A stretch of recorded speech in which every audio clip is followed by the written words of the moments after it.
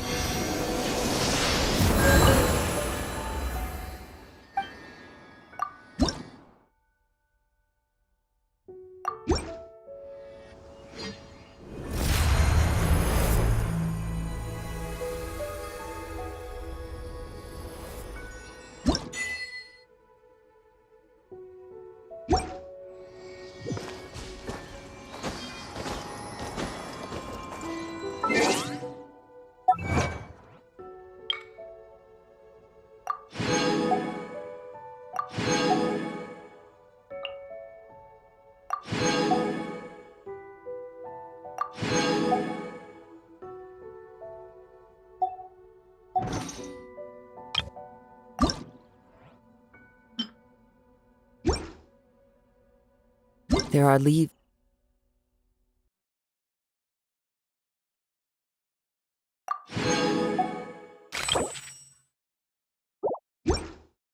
Around. And I know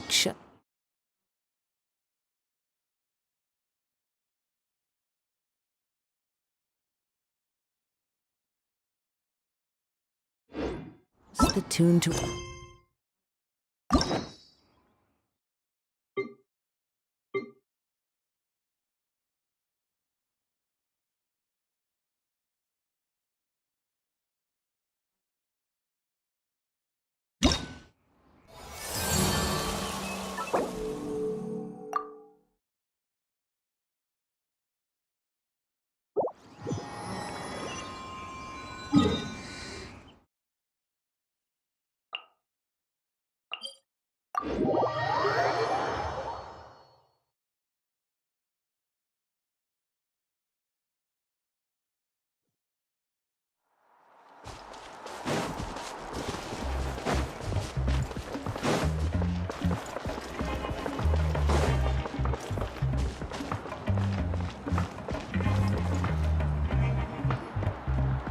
She's not back yet.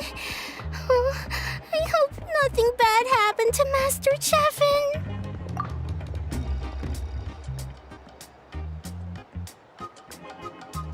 Hey, that little kid is crying.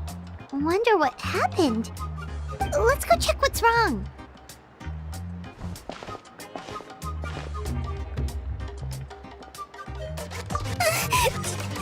Master Chevin, she went to gather volcanic crystals, but she's still not back yet. I told the guards, but they said they don't have people to spare. Plus, that area's super dangerous, with tons of monsters and bad guys. They have to finish making preparations before they can try to rescue her. But it'll be too late by then. So, you'll help? Great! I'll just make a quick sketch to show you where the guards went earlier.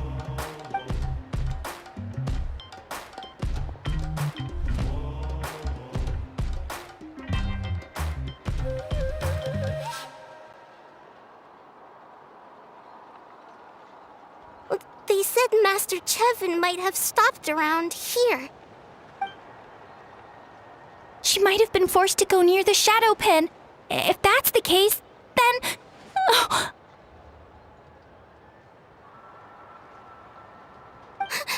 Please, you have to save her!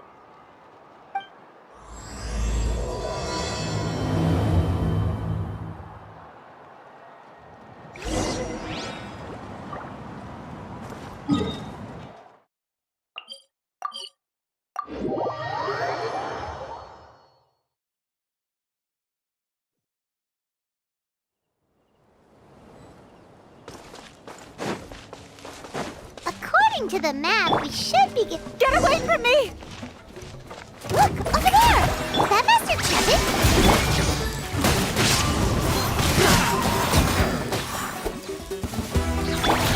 Where did you come from? So strong! Let's get out of here, boys! Run! Leave the stuff if you want to live! Drop all! Well, they didn't put up much of a fight.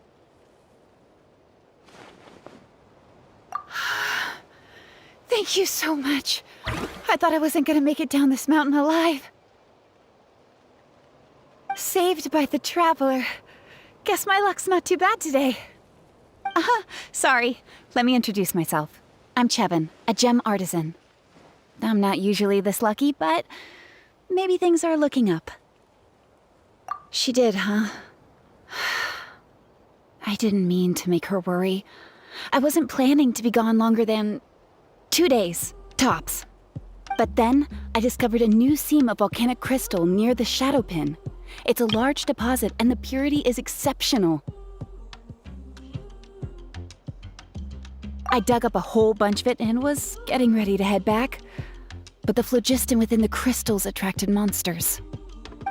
I panicked and ran up a narrow path to avoid them. But by the time I was in the clear, I ended up running into those bandits. You showed up in the nick of time. If the situation was so dangerous, why didn't you just drop the crystals and run? I left most of them behind, believe me. I only kept the purest chunk. I have to bring it back no matter what. For Tlasoli and poor little Nechka. Right, you wouldn't know. Tlasoli is a former ancient name artisan, and Nechka is her daughter.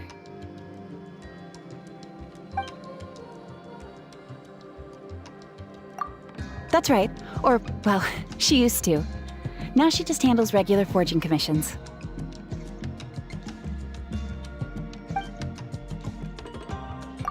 Because of her daughter. Poor Nechka contracted an awful illness, and Tlasoli put everything aside to take care of her. Even as Nechka's illness grew worse, Tlasoli never gave up. Like a torch in the night, she was determined to burn bright, even as darkness encroached from all directions. Still, all's well that ends well. Thanks to the doctor's medicine and the Wyop's protection, Nechka's flame was rekindled. Her condition has been slowly improving ever since. She's still weak, of course, and has to recuperate at home. But she's well enough to write letters already. She often writes to Shilonen, apparently. Her dream is to become an ancient names forger just like her mother. Her birthday's in a few days, so Tlasoli asked me to find a pure volcanic crystal to give her as a present. Yeah, talk about an important chunk of ore! What a nice gift! Paimon hopes it helps her feel better. I'm sure she and her mother appreciate your well wishes. All right, let's head back. I'm sure Imish is worried sick. Actually, why don't you come with me to visit Tlasoli tomorrow? It's all thanks to you that I managed to bring back the crystal. You deserve a reward for helping us protect something so significant. That's right! A good mood makes for a quick recovery! And of course, we wouldn't say no to a little gift. Don't worry, something tells me you'll like this one. But I'll let Tlasoli tell you what it is herself.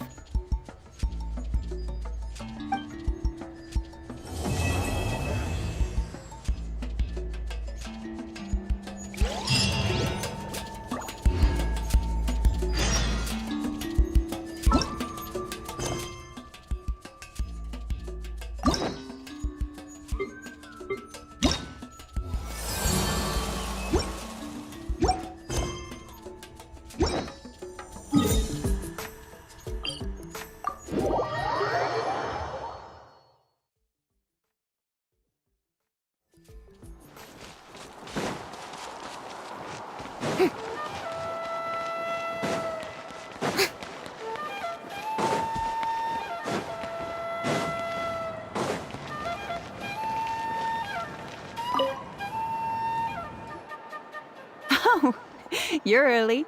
Looking forward to your gift? That's right. Nechka's been so sick, and Tlasoli had to give up what she loves. Things might get better, but they could probably still use some cheering up. I've already asked someone to swing by and let Tlasoli know we're coming. She's probably made all the necessary preparations. Let's go then. Do you mind watching the story, Mish? I'll be right back.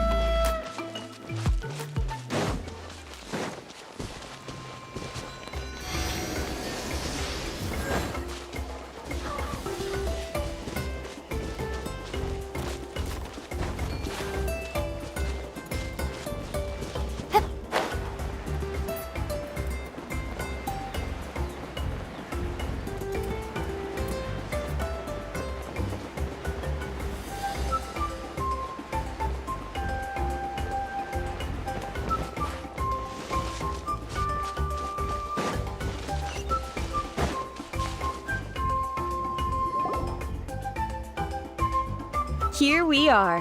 Nice house, right? Give me a sec, I'll go knock.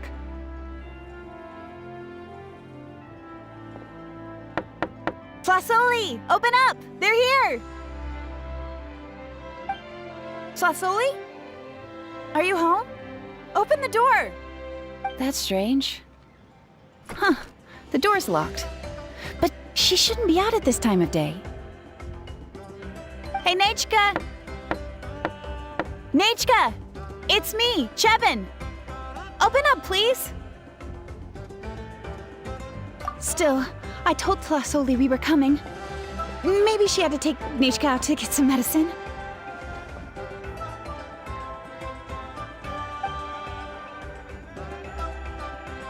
Hey, what's that over there? Looks like a Tapetlosaur nest.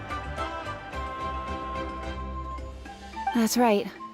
Tlasoli has a Tapetlosaur companion. If I remember right, its name is Iengu? When she was still in the forging business, she'd often have Iengu help with some digging work. But since Nechka fell ill, she hasn't let it dig much recently. Wait a minute. What the...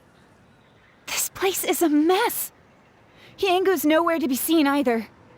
Whoa, look at all these broken boxes. Something terrible must have happened.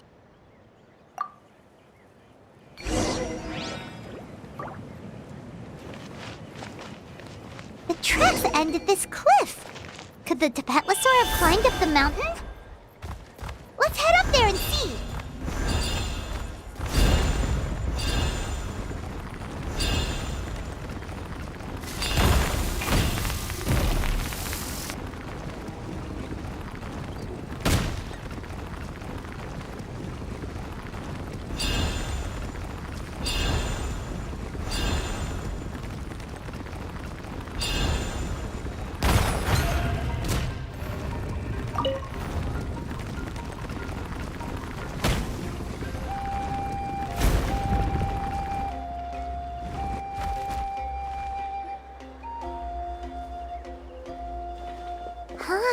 There really is a Tapetlosaur up here. Might not be Tlasoli's companion, though. Paimon still doesn't see any sign of Tlasoli. Hey, Hey, Traveler! Paimon!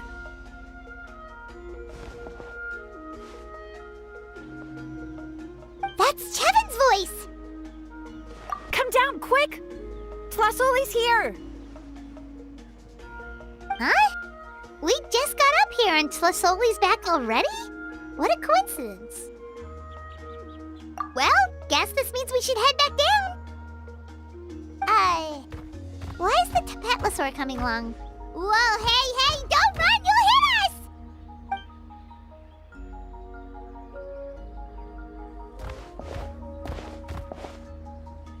Yangu, come here. Are you being naughty again? Oh, that's a good Saurian. Oh, you must be hungry. Sorry. I'll whip up something for you later. All right, run along and play now. I'll come along in a sec. Huh? Oh, sorry, you two.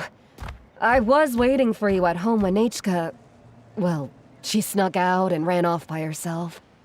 She said she just wanted to pick some flowers for our guests.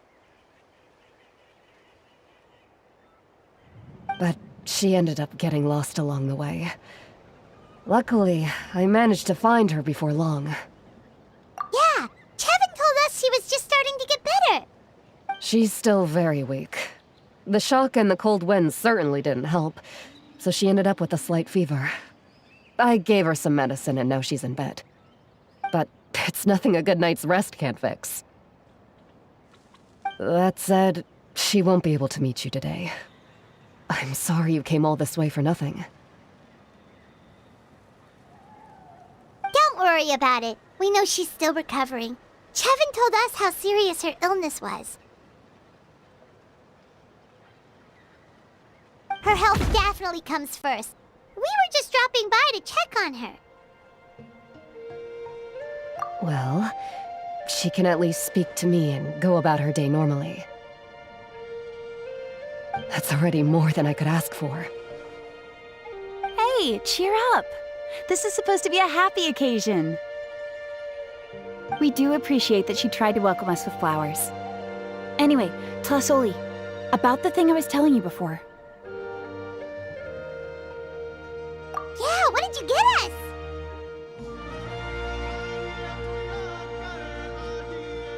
Well, it's a blaze gem inscription.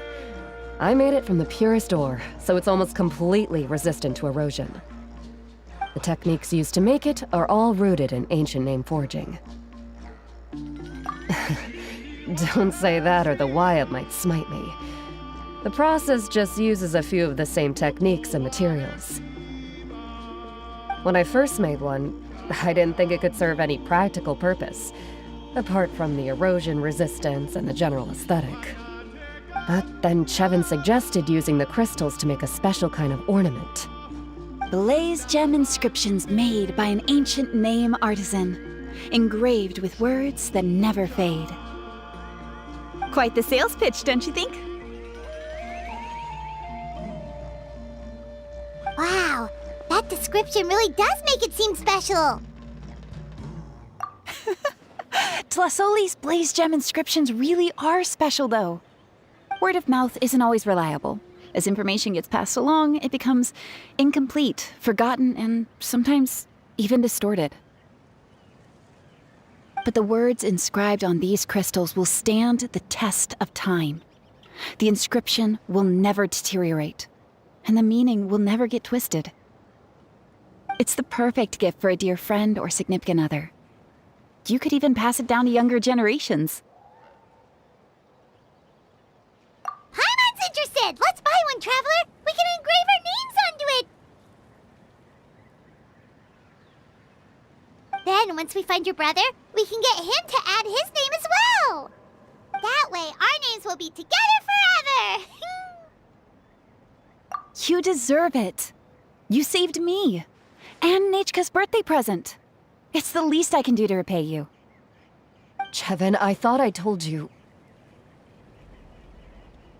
Don't you start acting shy too, Tlasoli. It's a great gift. I know how much work goes into one of your blaze gem inscriptions. Well then, thank you both. I'll have it ready as soon as possible. Then, I'll have you do the inscription yourself. Nechka should be well by then. She'll be very excited to meet you. Whoa, let's not get ahead of ourselves. We don't even know how expensive that would be. You sure we have enough travel funds? Hold on, this isn't part of some scheme to make us spend all of our mora, right? Chevin? You never know.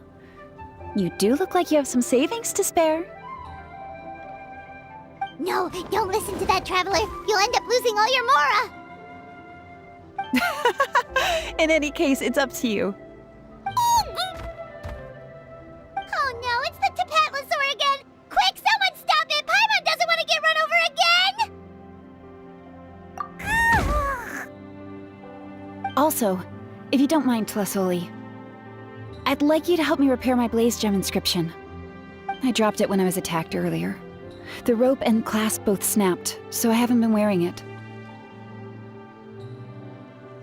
I tried fixing it myself, but I just couldn't get it to stay. Could you help? Just leave it to me. I'll make it as good as new. Thank you, Chevin, for going all that way and... It was nothing. We all just want Nechka to get better. You're right. Miangu, behave yourself. I'll feed you in just a second. I'll have Chevin contact you once everything's ready, Traveler. Maybe we'll even line it up with Nechka's birthday. We can even have a little party. Oh, that sounds great! We'll look forward to all the good food, and we'll make sure we're ready to eat. Anyway, see you around, Tlasoli! Look after yourselves. Nechka is going to be so happy to meet you.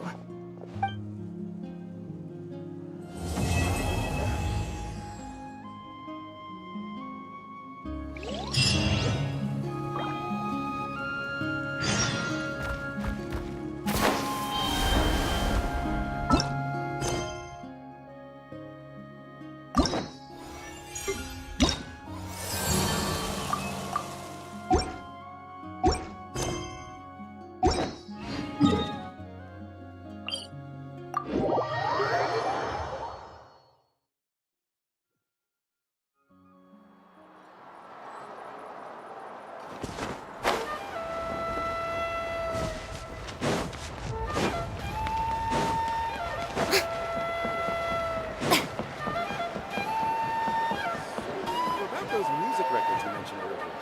You mean the ones pressed using the new technique? It's been several days now. Wonder if Tlasoli has finished making the Blaze Gem inscription. Since Nechka's birthday is around the corner, let's go to the tribe and buy some things, and then pay the family a visit.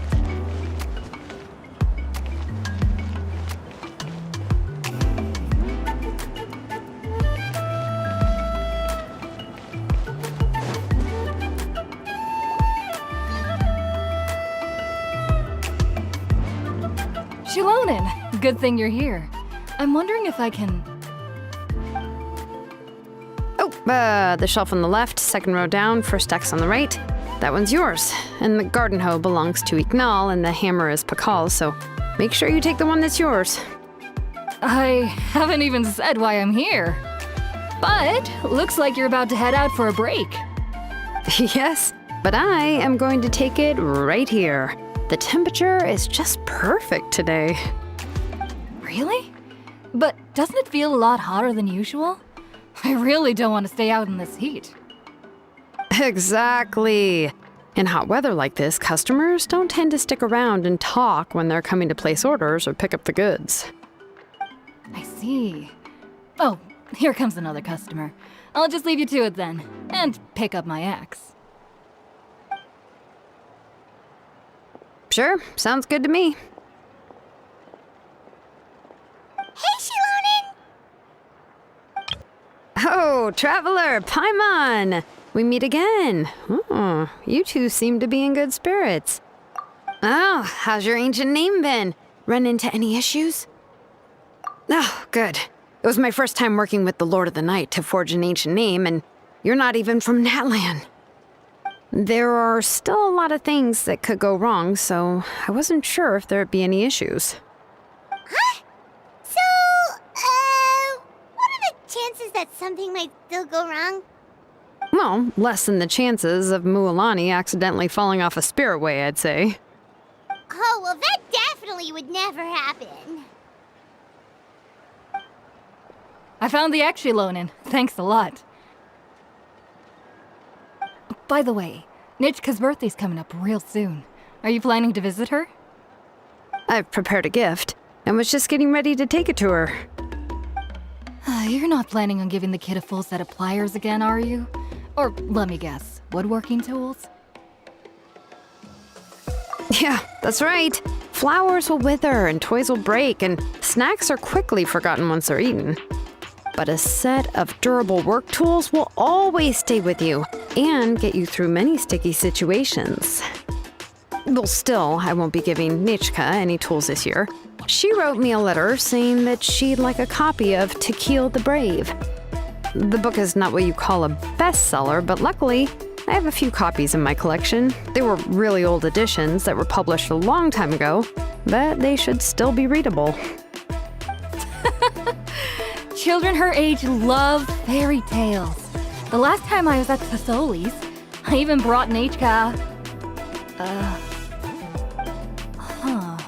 Wait. What did I bring her again? It must have been her favorite thing, but, why can't I remember it anymore? Oh, it is quite hot today. Seems you're about to pass out from the heat. Do you even remember your own name? My memory can't be this bad. It's just these last few days. I've been forgetting things for some odd reason. Well, in that case, why don't you use the blaze gem inscription you have as a memo to engrave some important things to remember? After all, that inscription will never wear out, and it's easy to carry. I'd say that's quite a fitting use for it. You do have a point, but my inscription is almost already full. No. I engraved some wishes on my blaze gem inscription. You know, just some dreams that I have for the future and things I'd like to accomplish one day. Even though Thesoli has said that from an aesthetic point of view, it would be best for people to keep their inscription short, this blaze gem inscription was still made by a name engraver, the forger of ancient names themselves. Everyone thinks that the inscription she made might have some wondrous powers. So, many people who bought blaze gem inscriptions engraved their wishes and dreams on them, in hopes that they would come true. Sounds kinda like a wish granter. But if you do that, won't everyone be able to see your wishes and dreams? Don't worry. We usually ask Thesoli to add the inscriptions for us. She has a unique method of engraving. With her method, the light must be at a certain angle in order to see the text. Without the right angle of lighting, the blaze gem inscription will just look like a pretty stone. That's true. In the end, a blaze gem inscription is essentially just a piece of rock. It doesn't have the power to grant people's wishes. Making wishes to it is like shouting into an echoing valley. The only one who will answer is yourself. But using it as a journal for your wishes is also fine. Carrying them with you and taking a look from time to time can be a good source of encouragement. Well, as long as you don't suddenly change your mind and want to take your wishes back, that is. These things are extremely durable. It would take a lot of effort to change the words. And I don't think anyone would willingly part with it either. They're not cheap and very hard to get. If you ever lost it, you'd just be filled with regret. Still, it's really strange. Given Auntie's skill, how could it take so long for her to make one? Oh, well, I hope someone didn't give her an idea of making fewer and selling for more.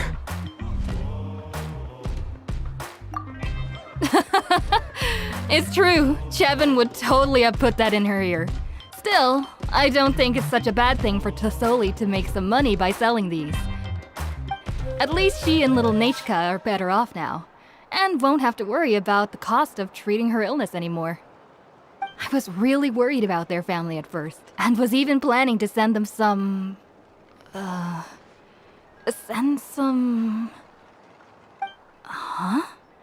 What was I planning to send to Nechka again?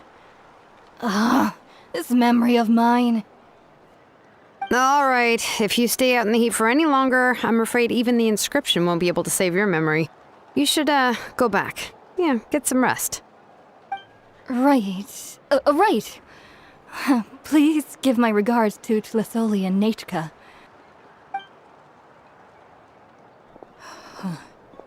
What's going on? Maybe I should go talk to Ernly to get some medicine. So you'll be going to Nechka's birthday party too, Shilonen? Oh, perfect! Then let's go together! Oh, yeah, sure, but I didn't expect you to know Tlisoli too. She hasn't been coming to the tribe much lately, so how did you get a chance to talk with her?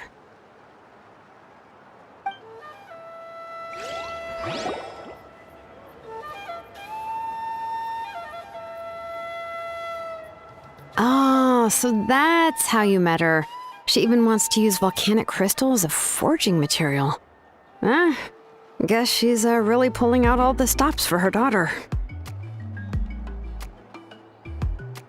Then let's just go and ask. Come on, I want to give her the book anyway. Huh? Wait a second, our birthday gift's supposed to be a surprise? If we ask Nechka, then she'll know what gift we'll be getting her. And that would ruin the surprise. But if you don't ask her, then how will you know what kind of present she would like? Here's another idea. Perhaps you can also give her a storybook based on what she wrote in her letter. That might be a good option. But shouldn't we give it a little more thought? If we all give her books, it might seem like we didn't put much effort into it. Shilonen, have you really never asked her what she would like the most? There must be something else she'd like besides books. Unfortunately, no. Nechka's illness has kept flaring up over the past few years. Apparently, she couldn't do anything during that time other than rest in bed. She didn't even have the strength to talk to anyone. It wasn't until recently that she started to recover from her illness and regained strength to write letters to others. Anyway, there's no need to overthink it. Worst case scenario, I can split the book into 2 volumes and we can each give her one.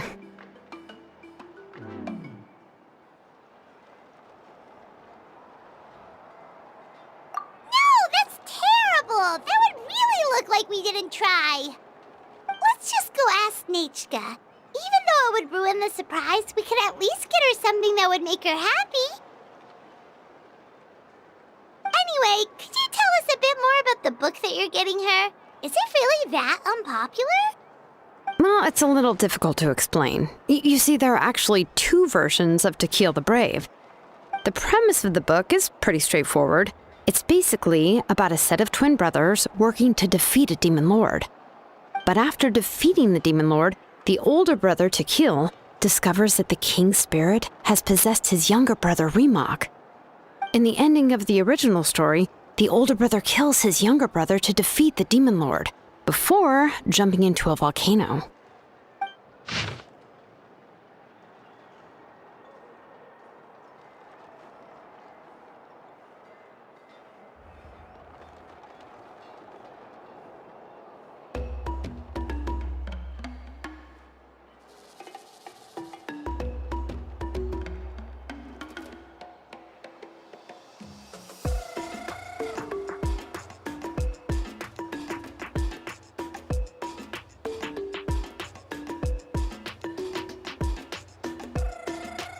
I remember there was one line that was super popular at the time.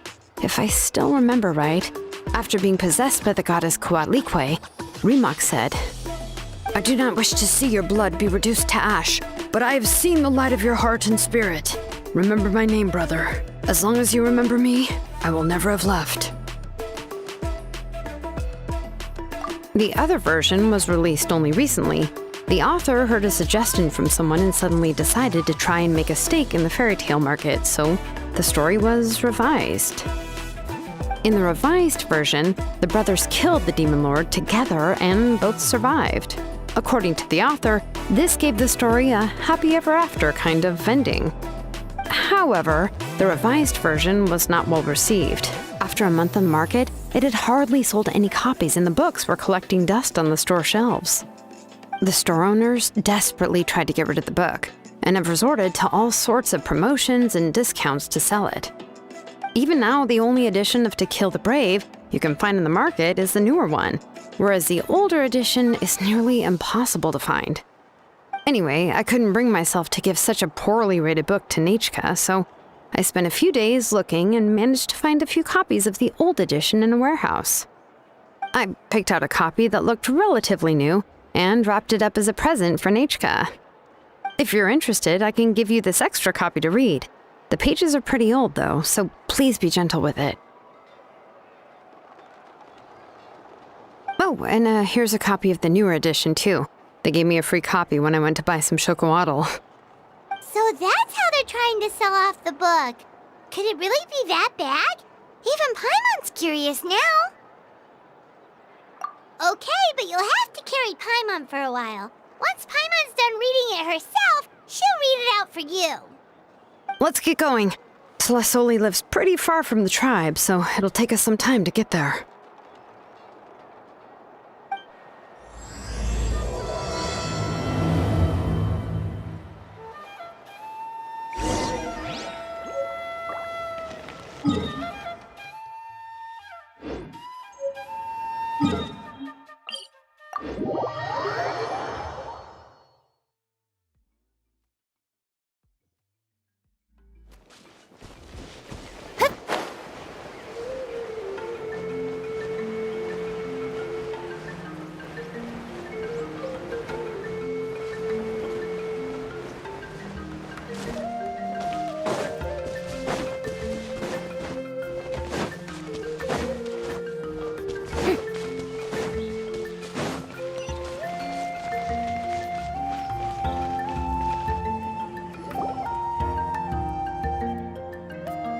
Go on now, Iengu. Nechka is still resting.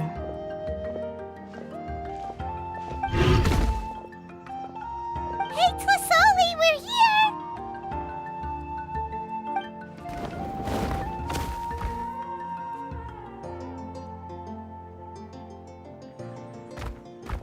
Oh, what a surprise. And even Shilonin is here too. Oh, it's been a while since I've seen you, Auntie. I received Nechka's letter. She wanted a copy of To Kill the Brave, right? Well, I've brought the book for her. There are several editions of the book in Natlan, and I wasn't sure which version she'd prefer.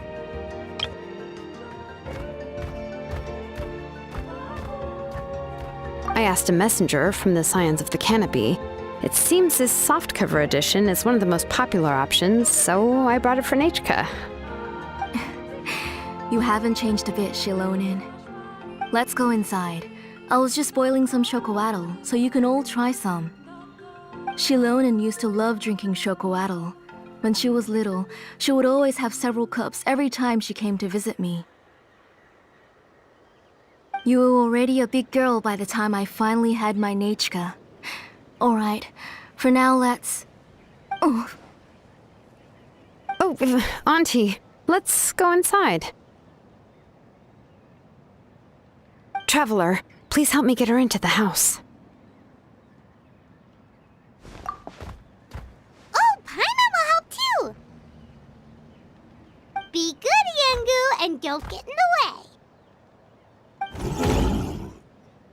All right, let's get indoors. Watch your step, Auntie.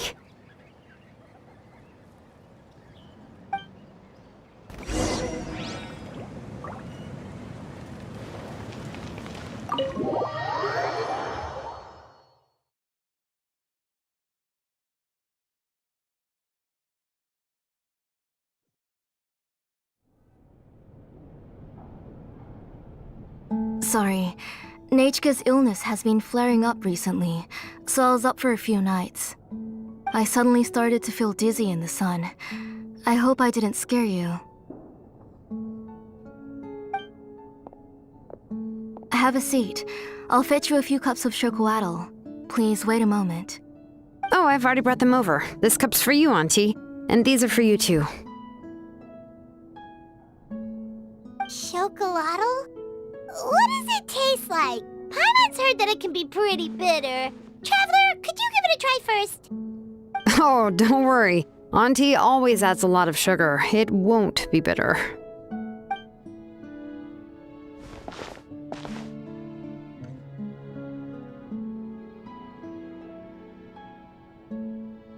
The last time you came to visit, you were still just a kid. But now you're a pillar of the Children of Echoes. No, of all Natlan even. Oh, well, it's all thanks to the drinks I had here and the books I happened to read. We heard that you two are from the same tribe, but Paimon had no idea you were so close. When I was little, my parents were always talking about how skilled Auntie was at forging ancient names and how she was a good role model for the rest of us. The moment I became idle at home, they would toss me into Auntie's workshop to watch and learn. Then I would have your parents go back, boil you a pot of chocoatl, and let you play in the house. Yeah, and then I would drink and listen to you banging away with your tools in the workshop. But eventually, she moved out of the tribe to find some more space, and I didn't have the chance to visit again after that.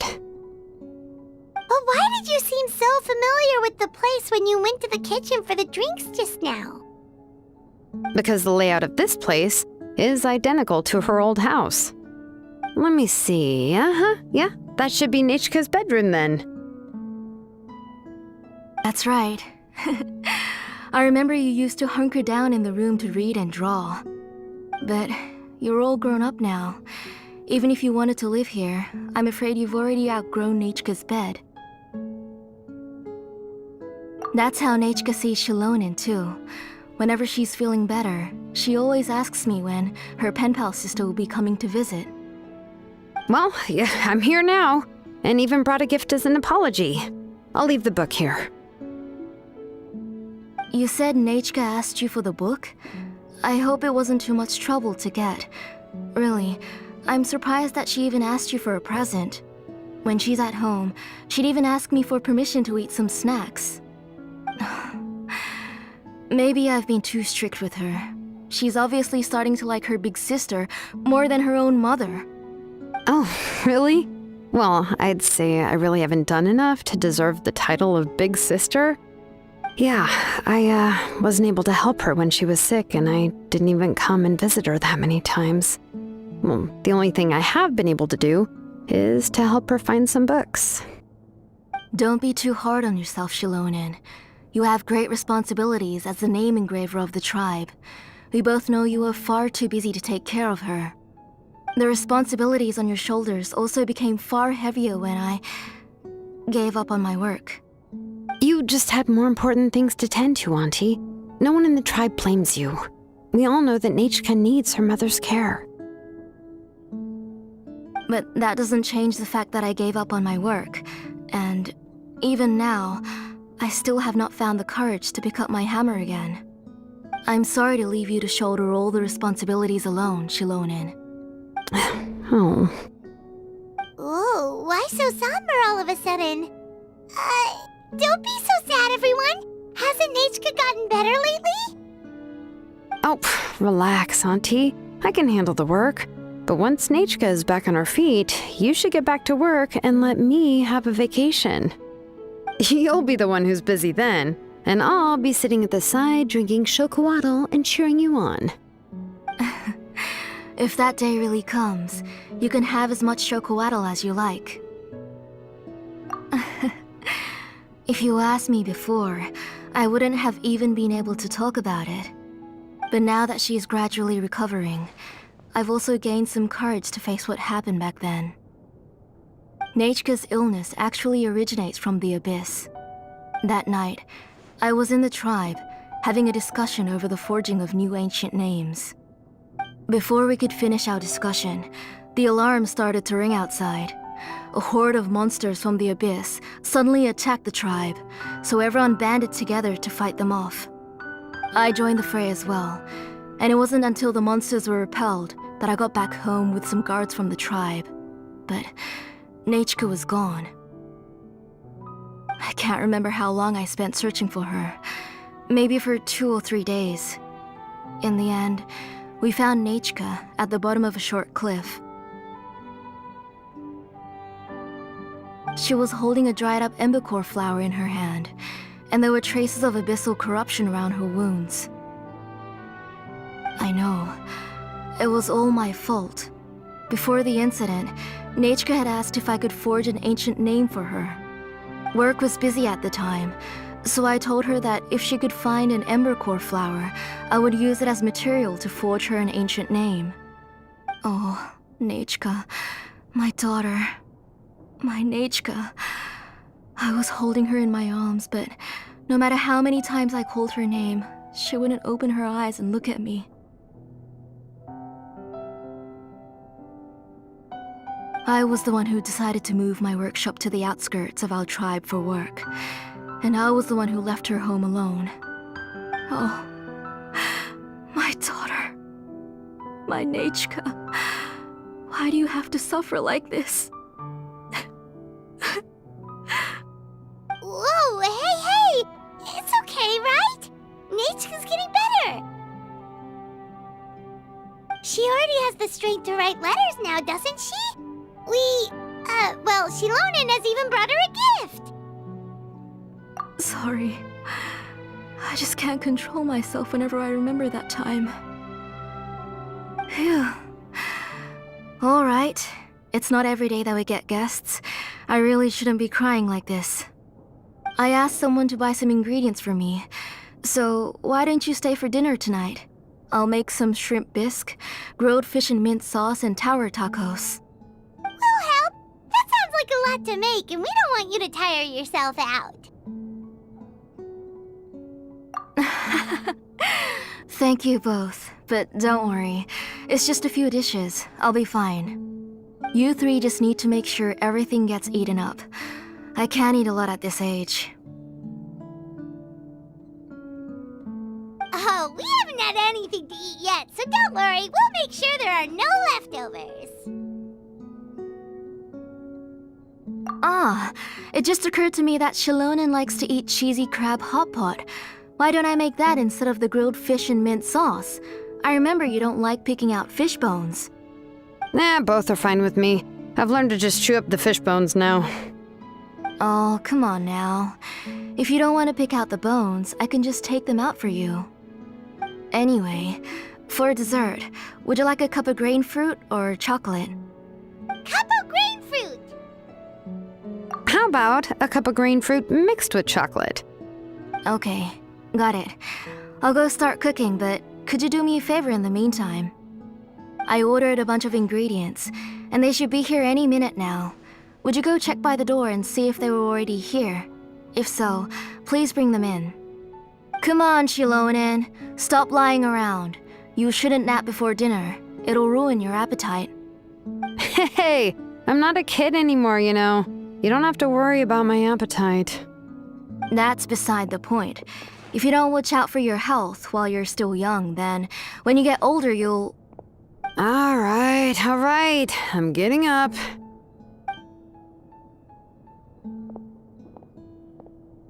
We'll go check on the ingredients with Shilonen. It isn't far, so it shouldn't take us long. That kid.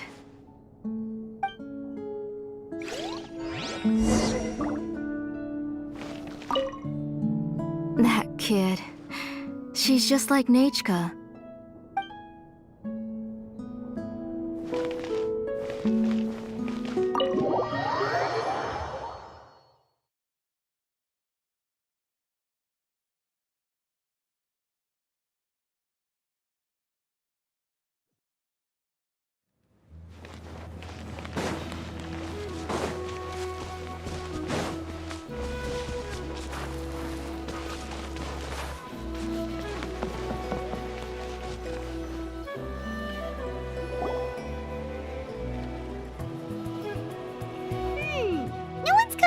the ingredients yet.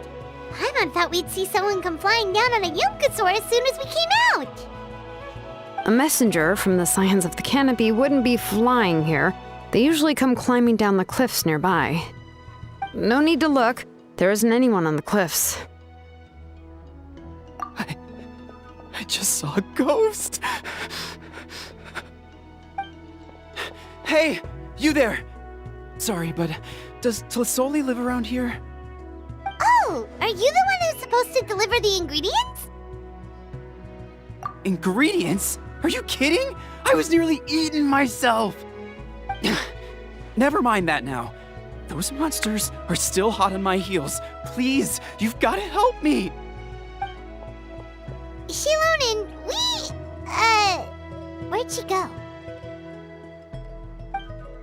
Whoa, she's already gone up to fight the monsters? Let's go help her out!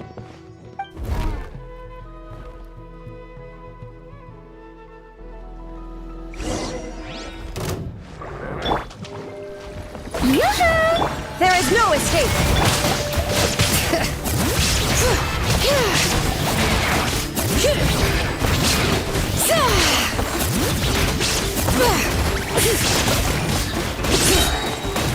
Letting grave names echo!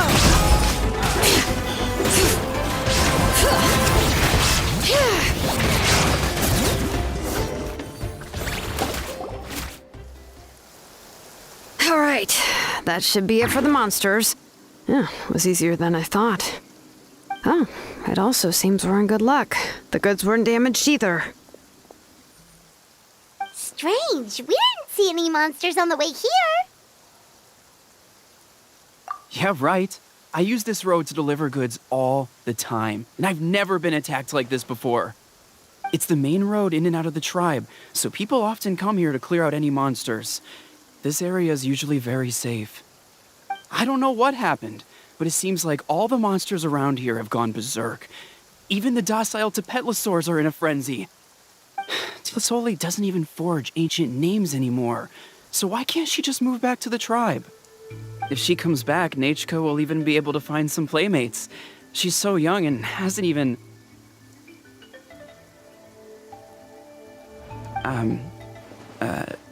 Nachka's playmates.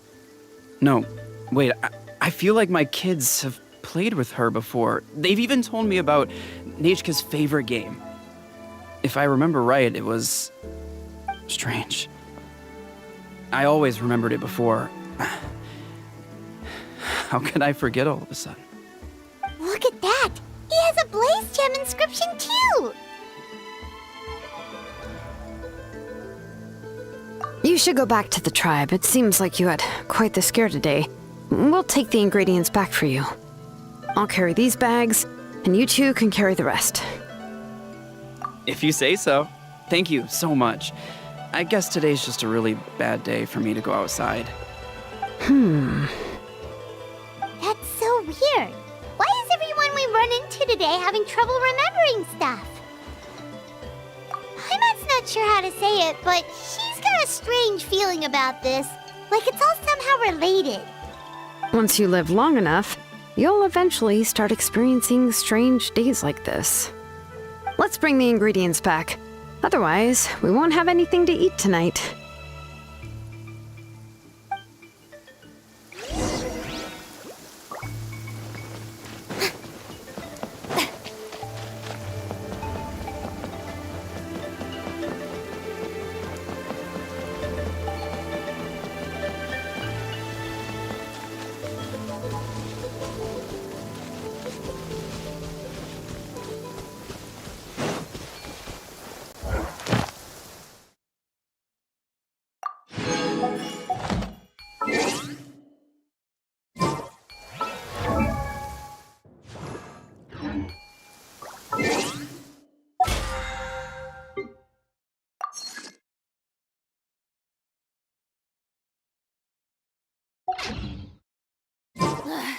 Boring!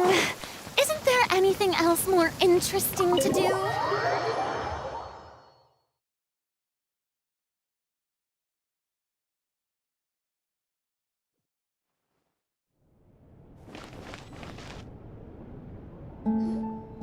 Ah, you're finally back.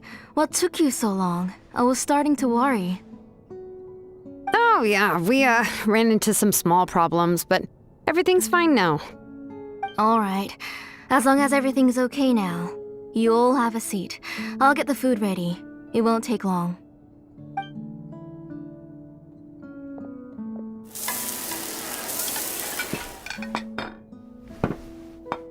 Whoa, there's so much tasty food! You're amazing, Tlasoli!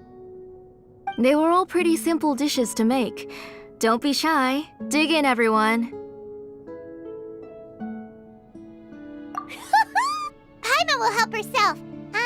Paimon will have some of this, and this. Oh, and this! Ooh, yeah. Can I get another serving, please? You're done already? Do you even chew when you're eating? Of course! Didn't I say that I chew up the fish bones? I'll have just one more fish and leave the rest for Nechka. It's okay. Just go ahead and eat all you'd like. Nechka can't eat these dishes anyway. Her body is too weak to digest these kinds of things. I'll just make some broth for her. Oh no, but Paimon thought she'd already recovered from her illness. Injuries caused by the abyss cannot be undone. The doctor said the fact that she's stable is already quite a miracle. But it's okay. Nechka can talk to me now and can even hold my hand. That's more than I could ask for. Even if she will never again know that I am her mother. What do you mean? The doctor said the abyss has had an irreversible effect on Nechka's soul. She's lost all her memories from before she was injured. The doctor also said this sort of memory loss isn't like simply forgetting something. Rather, she can no longer remember anything from before that fateful day. Huh? But how does that happen?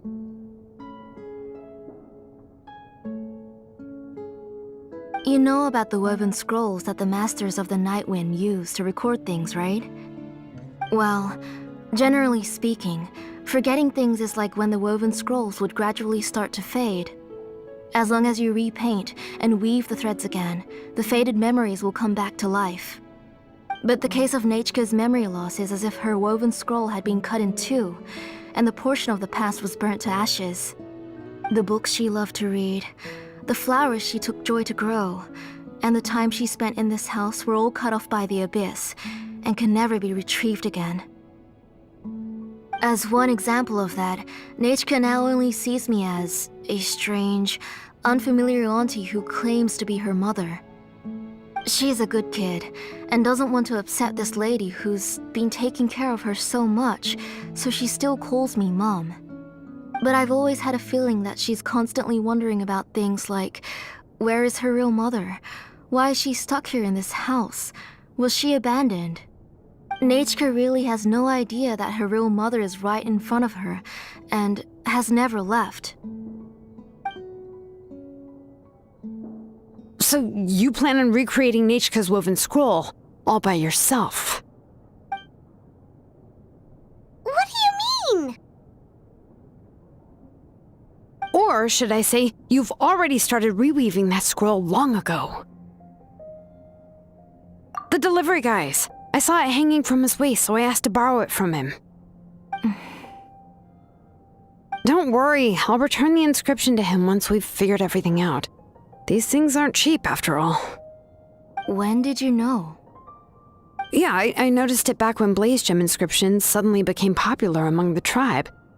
It was then that I also noticed that everyone wearing Blaze Gem inscriptions had varying degrees of memory loss.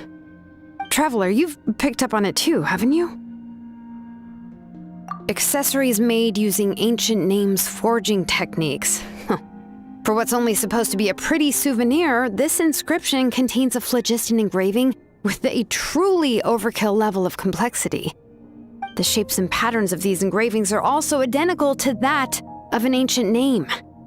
By making just a few slight adjustments to the layout and connections of the main pattern, you can pretty much qualify this Blaze Gem inscription as a bona fide ancient name. And yet, you've never told anyone about these engravings in the Blaze Gem inscriptions that can be activated at any time. Am I right, Auntie? I knew you were a sharp one, Shilonin. That's right. I have a way to cure Nechka and restore all her memories. It's actually quite simple. I want to forge an ancient name for Nechka that contains all of her past memories. And the reason they must be approved by the Wyab is because the memories they bear are all stored within the ley lines. Extracting those memories from the ley lines requires the Wyab's assistance. But your plan wouldn't need you to do any of that, right, Auntie? Your Blaze Gem inscriptions will help you complete that part of your plan in the ley line's place. You will use the inscriptions to form a massive memory bank for Nechka. And the ancient names you're trying to forge will be used to extract corresponding memories from the memory bank. A memory bank? Wait, so the reason all those people were having trouble remembering stuff is because the Blaze Gem inscriptions took away any memories related to Nechka? Using other people's memories of Nechka to reconstruct her past? This is the first time I've heard of such an idea. You've seen through my plans, Shilonin. You're as outstanding as ever. Far more brilliant than me. I intend to use this method to collate all the memories related to Nechka and allow her to regain her past again. But wouldn't extracting memories like that hurt the person carrying the Blaze Gem inscription? Not at all. Every time a Blaze Gem inscription extracts memories, the process is under my precise control. That way, there's no chance of anyone in the tribe getting hurt. This is the central inscription that controls all the other Blaze Gem inscriptions, which will also soon serve as Nechka's ancient name. You made all of this yourself, Tlasoli? Yes, it was lots and lots of work. It was truly exhausting. Or perhaps I've just grown old. You saw it yourself. I nearly fainted just from being in the sun. I could collapse tomorrow, or even in the next few moments, but Nechka's ancient name is still far from completion. I've solved the issue of storing memories, but I still don't know how to connect Nechka up to this central inscription. I've thought you just modify your own ancient name. I considered it, but this matter doesn't have anything to do with my ancient name. It's of no help to me, and I don't need its help now. You know the price to pay for making something like this. Yes, I do. But as long as I can get my Nechka back, I'm willing to do whatever it takes. Otherwise, Nechka won't have any chance of reclaiming her past once I'm dead and gone. She won't remember me, and she won't even remember why her name is Nechka. When that time comes, she will be left to drift around the world all alone, unknowing of where she came from or where she should go. She is my daughter, the one to whom I gave the Nechka name. Whether it be as her mother or as a name engraver, I can't simply stand by and let her name disappear. Shilonin! I'll take the central inscription with me. I'm going to completely disassemble it to confirm its components and uses, and I won't make any promises until I've checked everything. Say goodnight to Nechka for me, Auntie. Oh, wait. I've also finished the inscriptions for the Traveler in Paimon. Let me fetch them for you.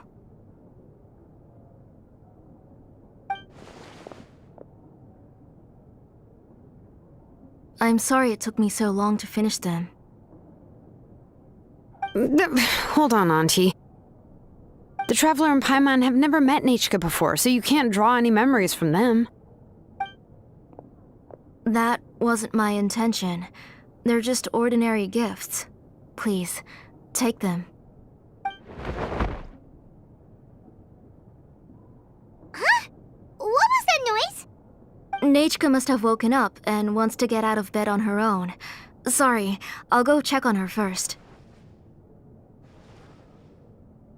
Nechka, don't try to get out of bed. Just tell Mom if you need anything. You go ahead and take care of Nechka, Auntie.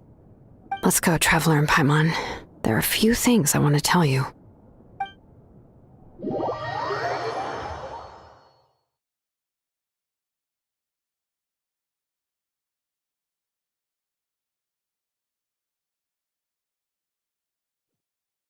Let's head back to the tribe first. There are some things I need to get from my workshop. Disassembling the central inscription? It's not going to be easy.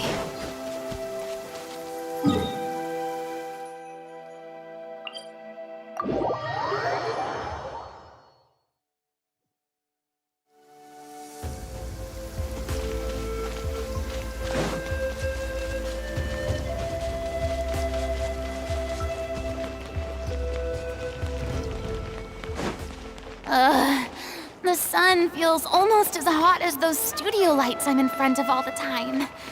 Good thing there can only... You two can wait outside for a moment. I just need to go in and grab something. The workshop is a little messy, so unfortunately, I won't be able to show you around.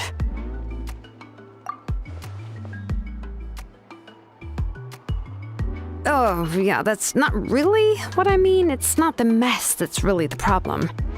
It's just that the workshop is cluttered with way too much stuff. Books, files, and even ancient texts I got from the Masters of the Nightwind. Everything's piled up to the ceiling. You probably won't know where to step once you're inside. Kachina suffered quite an unfortunate series of events the last time she went inside. Well, I suppose it was my fault for being so focused on searching for information at the time that I forgot to lock the door. After entering the workshop, she was shocked to find herself face to face with a massive woven scroll from the Masters of the Nightwind, and then she turned around and knocked over a huge stack of forging blueprints. She tried to step out of the way, but tripped on a poster tube that was behind her, and then boom! The forging blueprints came crashing down right onto her head. Oh no! She's lucky I noticed in time. I found Kachina in a daze and managed to save her before an entire set of the history of the Children of Echoes was about to bury her. I then dragged her up to the second floor. Ever since then, Kachina always waits outside the door and doesn't dare take a step in whenever she comes to see me. Yeah, you're an artisan and craftswoman after all. We thought there would be weapons and armor hanging all over the place.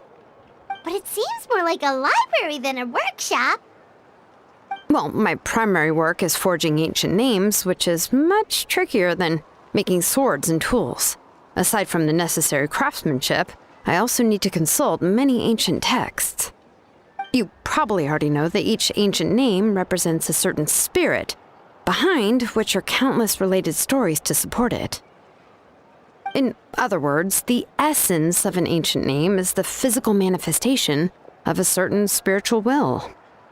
And as a name engraver, when I'm working on a new ancient name, I'm not only trying to give it a physical shape, but more importantly, I'm also trying to understand the spirit contained within the name. And to do that, I have to collect as many related stories as possible and read through them all. But, as you might know, people tend to add a lot of extraneous details when it comes to stories about themselves. For stories that have been clearly exaggerated or altered, I must gather other related stories and information as cross-references. This way, I can filter out all the absurd and exaggerated details and restore the person's life to its true nature. Only in true stories can you find the authentic spirit. And this is the only way for the spirit to become an ancient name that matches its essence. We've heard about the concept behind ancient names before, but after hearing you explain the details, Paimon can't help but think that ancient names are really powerful. Well, no matter how powerful ancient names could be, they would never be able to suddenly turn into a blade or allow you to smash through an entire cliff in one punch. It's just a form of spiritual power that's passed down from generation to generation. It doesn't have those kinds of physically tangible effects. Well, take your own names, for example. From the moment you appeared in this world, some person had already prepared a blessing for you. And that person then condensed this blessing into your name and gave it to you as a gift. It may feel like the moment you received your name is already in the past, but it will always stay with you and move with you in the future. Names are blessings for the future from people standing in the past. Well, that's what Auntie once told me. And with this blessing, people will become more confident as they walk into their future. To put it another way, it's like having a lamp in your hand as you walk through the darkness of night. Oh, Paimon gets that. If you're alone when you're walking in the dark, it's easy to get scared and tired quickly. But if someone else is walking with you, then it won't be nearly as scary. And, well, you might still get tired, but it'll still be a whole lot better than walking alone. The Traveler always has Paimon by her side, though, so she'll never have to worry about that. Oh, Paimon sure many wish they could be in your shoes, Traveler.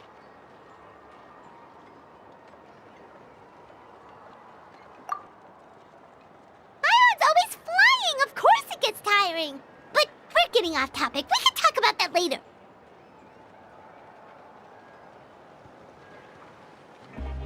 Anyway, this is what Tlasoli told me when I was training as a name engraver. And to be honest, I've only understood 20% of what she said at most. I've never been able to figure out the rest. But doesn't that mean you basically don't get it? Well, that's not entirely true. Auntie and I have at least come to a consensus on the most important thing. You know what? I am sick of talking. We can talk about all of this later. Please, wait a moment while I grab my things.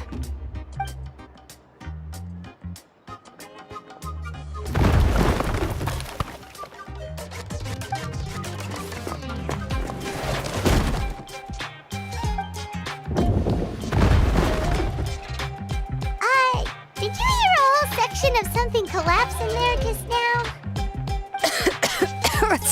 It's fine, it's fine. It was just a bunch of very old ancient name records. I've already made copies of them. I kept this set of phlogiston wedges in the back, so it wasn't easy to take out. I had to resort to brute force. Come on, let's go disassemble the central inscription. It shouldn't take long.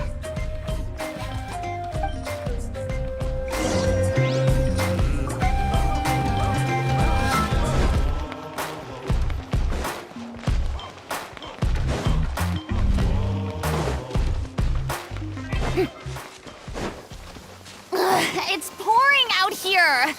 Oh, wait, the water. Here we are. This is the place. This cliff is pretty high. What are we going to do here? Are we going to climb to the very top and then throw this inscription down the cliff? I'm going to use phlogiston to make an engraving circle on the cliff wall. That will allow me to investigate the internals of the central inscription. Now let me see if this thing can even turn on. I was still an apprentice last time I used it. Before we attempt to engrave the inside pattern of an ancient name with phlogiston, we always use this to draw out the engraving diagram on a cliff or open ground. Only after we've confirmed that phlogiston can flow properly through the internal engravings can we start formally working on the small internal engravings of the ancient name. If we want to dismantle the central inscription in a non-destructive manner, we'll have to use this thing. I really don't want to engrave such a large diagram with my bare hands. Oh, so you'll be able to see what it looks like on the inside without ruining Tlasoli's inscription? For the most part. If it were just an ordinary unfinished ancient name piece, I'd just take it apart and pour phlogiston into the internal engravings to see everything. But since it's a central inscription, it would be better not to destroy the blessing that Auntie has prepared for Nechka. So, Shilonen, does this central inscription fall under the 20% you understand about ancient names, or the other 80% you don't understand? Oh, don't worry. As I said, Auntie and I share an understanding of the most important principle, which is names are intrinsically valuable. Only by having names can things be sorted and categorized. They allow the world to become more orderly and identifiable. For example, when I order ore, I would usually say I need volcanic crystals of about 35% purity and no more than 3% of impurities.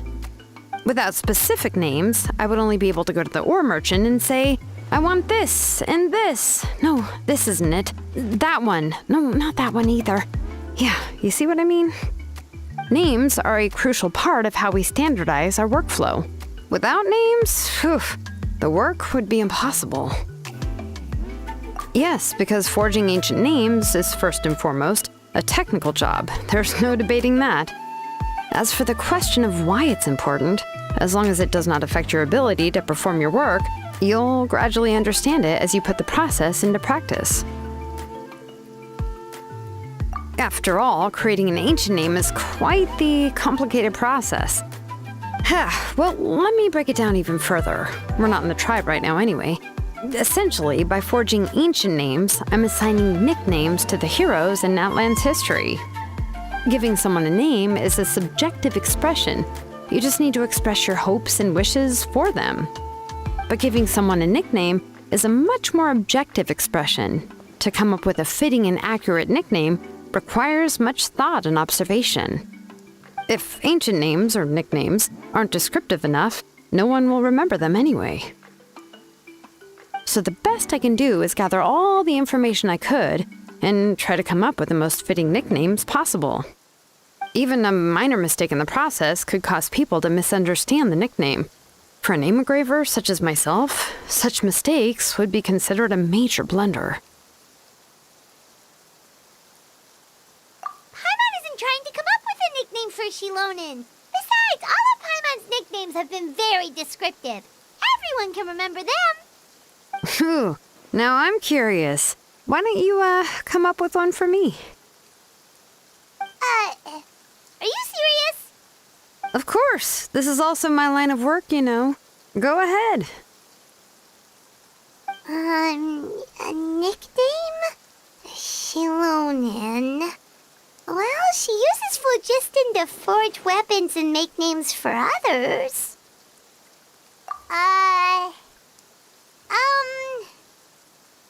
Smith? Yeah, not bad, and quite fitting too. I'll remember it. But, you should keep observing my work, Paimon. Maybe you'll come up with an even better nickname. Right, okay. Time to make like a smith and start smithing. Watch closely.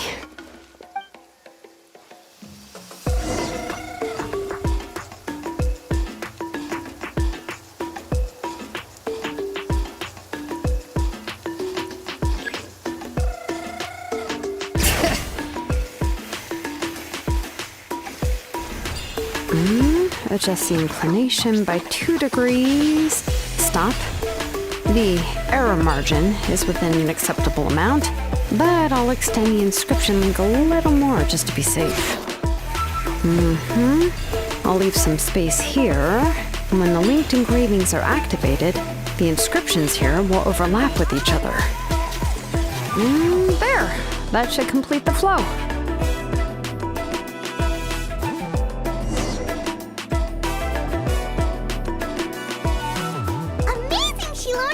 You were running all over that cliff as if it was flat ground! Oh no, it doesn't have anything to do with my tribe. It's just the, phlogiston adhesive I have on my shoes. But after all that running around, I'll have to infuse them with more phlogiston again. I should prepare a spare supply of phlogiston to bring with me next time. More or less, yeah. I usually have at least the key equipment on hand.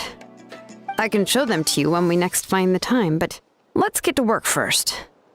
Let me see. Start with Anchor 1 and activate it with Density 3 phlogiston.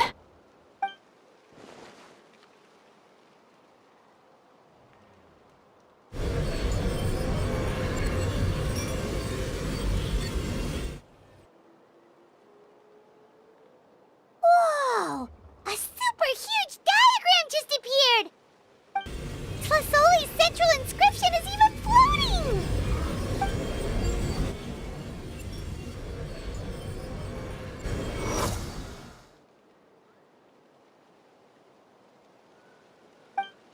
are you done checking the inscription, Shilonen? How does it look? I didn't find any anomalies in the Flichist engraving. All the adjustments are indeed based on ancient name engraving techniques. That means we can help Tlasoli and Nechka now, right? Well, probably, but I have good news and bad news.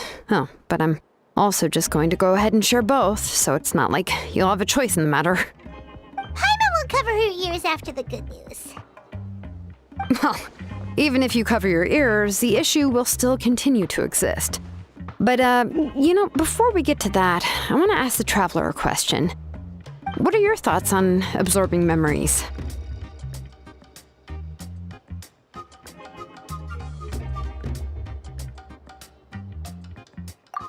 I knew you felt the same way, and that'll save me some initial explanation. I've never been very good at that anyway. It's hard to control the absorption of memories. Technically speaking, this type of inscription has the power to do far more than absorb memories related to a single person. By herself, Auntie can't handle that level and scope of work, but if she has accomplices, it is completely possible for her to use this inscription to accomplish far bigger things. Accomplices? You make it sound like she's committing a crime! Well, here's the good news. Yes, this blaze gem inscription would be the perfect tool to commit crimes, but we haven't found any accomplices or signs that she intends to put it to such uses. From a purely objective standpoint, we can consider that possibility as yet to be confirmed for now. The bad news is, there's still an underlying problem with this blaze gem inscription that cannot be ignored. I believe I've mentioned this before. Ancient names operate with the help of the Wyab, granting them the power to read information kept in the ley lines. In this process, the Wyab actually function like relays, helping the ancient name bearer sense the information from within the ley lines.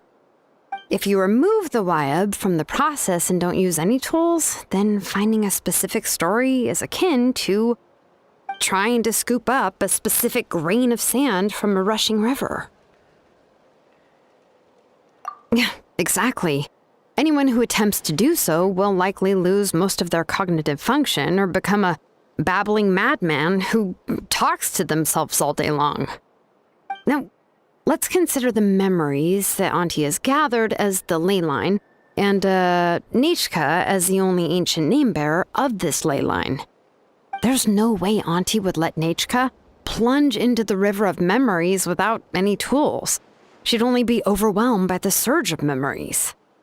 And considering that Nechka has forgotten all of her past, she'll be unable to work on her own to accurately find the correct past.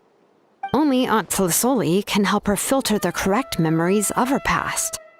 So, if my hypothesis is correct, Auntie is actually planning on turning herself into Nechka's Wyab to help her extract the corresponding memories in the different situations she may face. In an ideal world, this would be perfectly fine. As long as every extracted memory is correct, Nechka would essentially be getting her past back. And I also believe that there won't be any mistakes in everything that Auntie remembers about Nechka. But Auntie is not a Wyab. Her body won't be able to handle the load for long.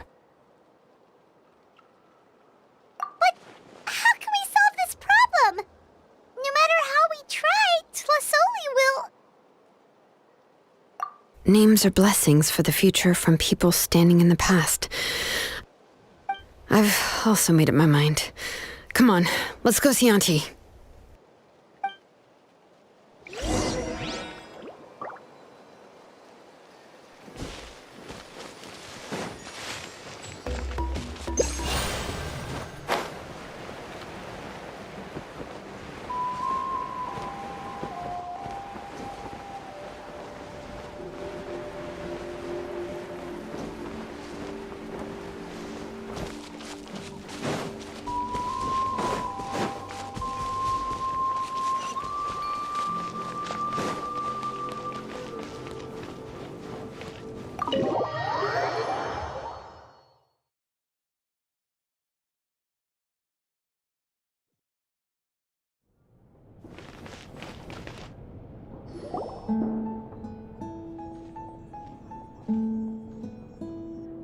Shilonen.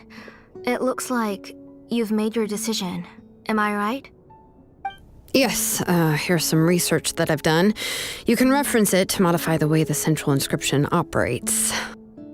I'll also help you continue working on the Blaze Gem inscriptions, but I must have complete control over all the inscriptions and the ability to oversee their uses. The memories that can be absorbed by the inscription will be limited solely to Nechka's past.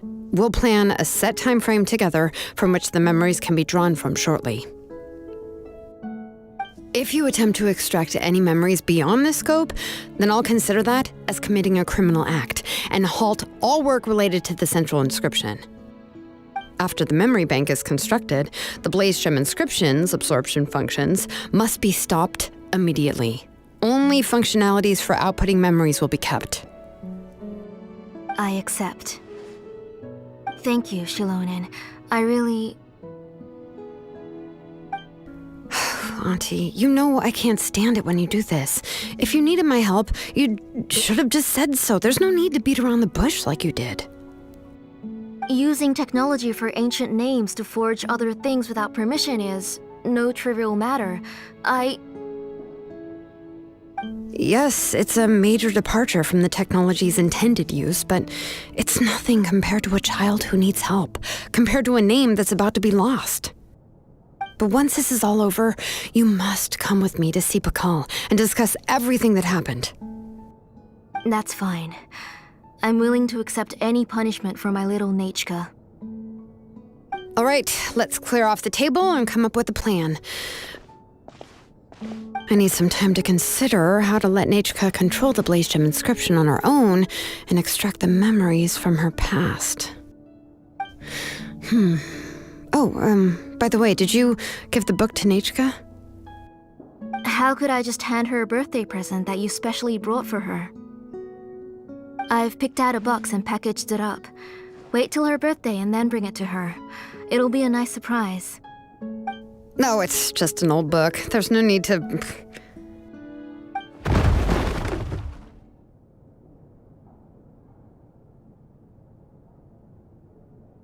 Oh, is Nechka up again?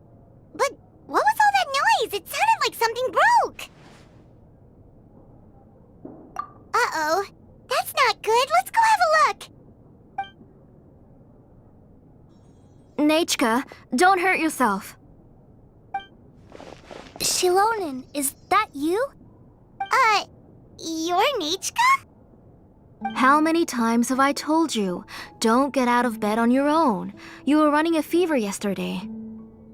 Hello, Nechka. Thank you for the book. I've already read it several times. You've already read it? But didn't Tlasoli package up the book that Shilonen brought?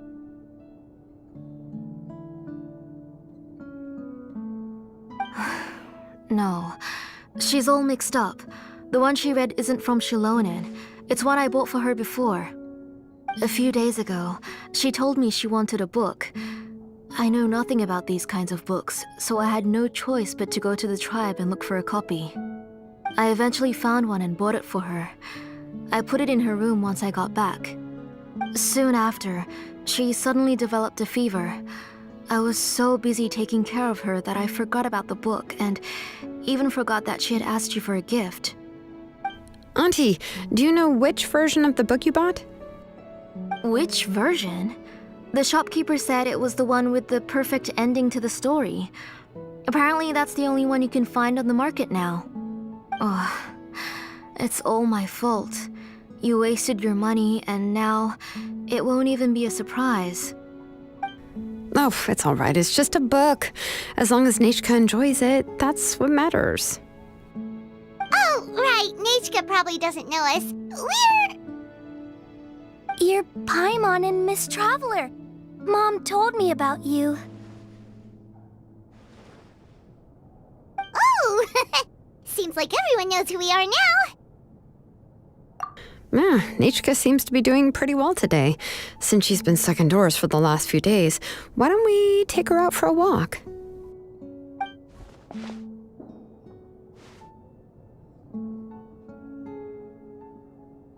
take her for a walk. But considering her condition, I don't think she...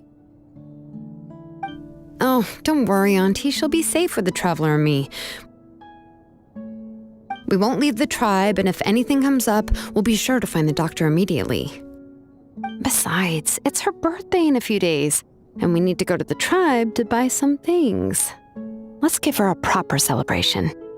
What do you think, Auntie? I promise I'll be good, Mom. Didn't you say before that I need more fresh air? All right. As you wish. I also happen to have a few repaired Blaze Gem inscriptions that I need to get back to the tribe. We can go together. Wait for a moment. I'll go get Nachika's water bottle and some towels. Some medicine. Oh, and a parasol.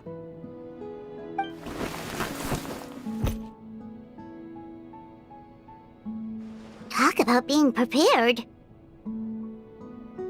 It doesn't hurt to be prepared. Okay, let's go. Please be good now, Nachika. Don't cause any trouble for Shilonen and the others. Oh, you can let me carry these. And don't be a stranger, Nachika. Feel free to tell us anything. And even I was quite a handful for Auntie when I was little. Yeah! It's not often you get to go out to play, so just have fun. Everything will be fine. Okay, thanks everyone. And please don't worry, Mom. I'll be good. Let's go look for Ignal. I've had her Blaze Gem inscription for a while now, and I'll finally return it to her today.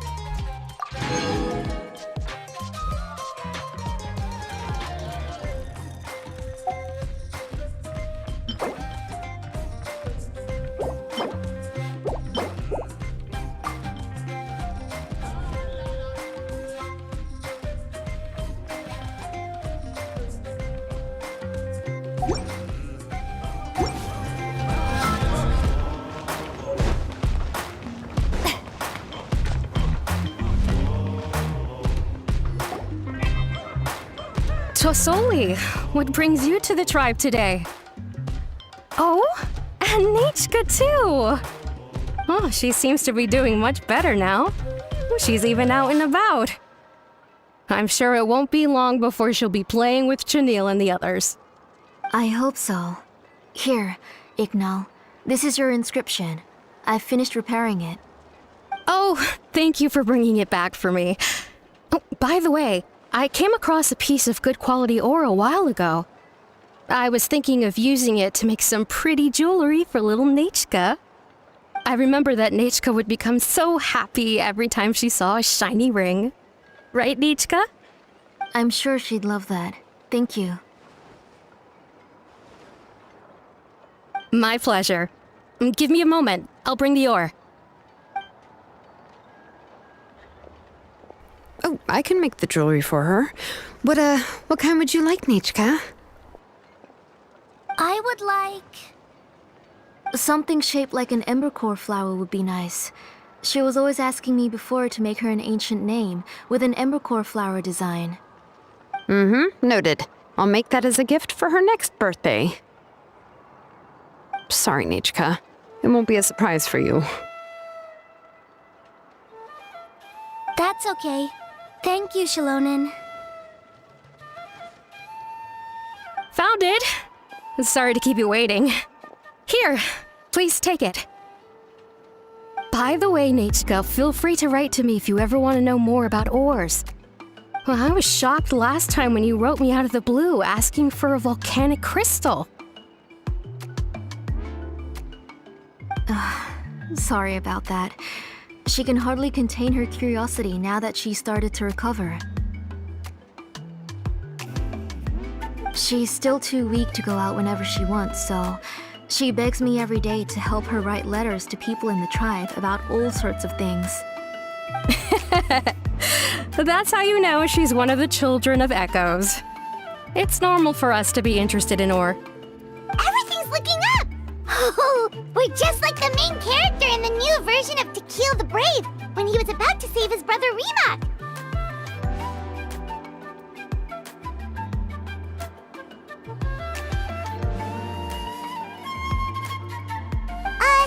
According to the story, we should be right around... let Paimon see... To Kill prayed to the goddess of mountains and fire. Let my brother's name ever live on. I am willing to sacrifice my heart and blood in return. The goddess replied, I've heard your prayer, but your brother is no longer your kin. His name has sunken into the deepest of depths. Then To Kill said, turn my blood to fire so my heart may illuminate the depths. I will bring my brother back before my blood runs dry. Oh, you remembered that whole line, Nichka! Paimon remembers that's exactly what the book... huh? Wait, what did the book say? Paimon finished both books in one sitting. A lot of their content is nearly the same, so it's easy to get mixed up. But the ending in the older version is more interesting, even if it's hard for kids to, well, completely understand. Oh, wait! Nichka hasn't read the other ending. It's okay, just wait a bit and Paimon will read it out for you. That's not true. Actually, I already know the other ending. You already know the other ending? But didn't you only read the edition your mom got for you? Hey, what are you all chatting about so happily? Huh? Mom, Miss Traveler and I were just talking about the ending of that book. We were just talking about how the bad guy was defeated and everyone returned home safely. It's a really happy ending. Aren't happy endings always nice? But if you already read the whole thing, then what will Mom have to read to you at bedtime? Guess you'll have to go to bed early tonight, but I'll buy you some more fairy tales next time, okay?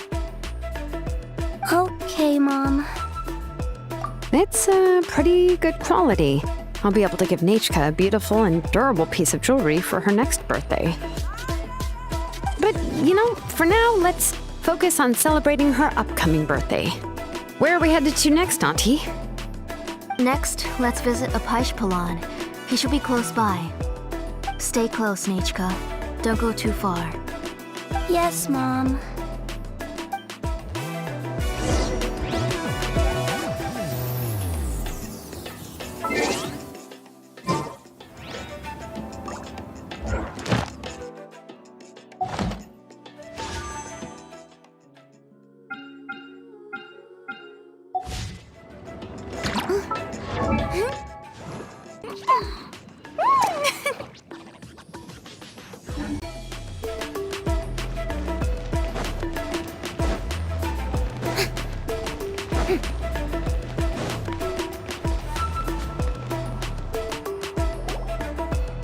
Why do my eyebrows keep twitching today? Strange. That means you're about to hit the jackpot, Apashpalan. I didn't expect to have 2 name engravers coming in today. Welcome. What are you looking to buy, Tlasoli? I'll give you a discount like usual.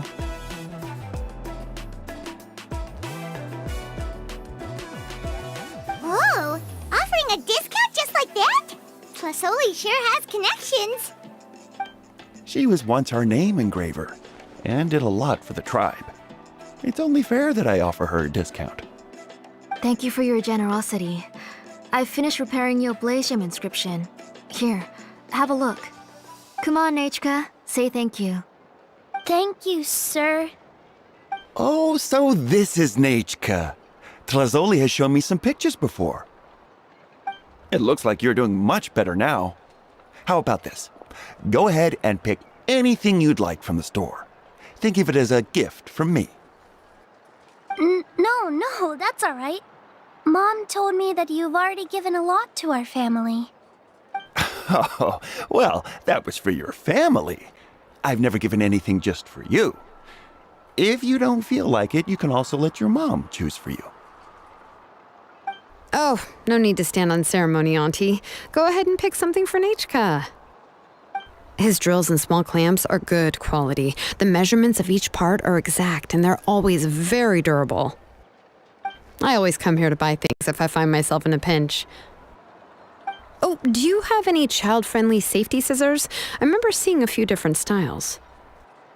I have a few in stock, but I put them in the back. Let me bring some out for you to pick. Oh, no need to bring them all the way here. Why don't we just go in the back and choose there? It should only take a moment. I don't know much about that kind of scissors. Why don't you just go yourself and... Well, there are too many different designs and varieties of kid scissors. If you don't come and help me choose, I won't be able to pick one that Nechka would like. Come on, Auntie. It'll only take a moment.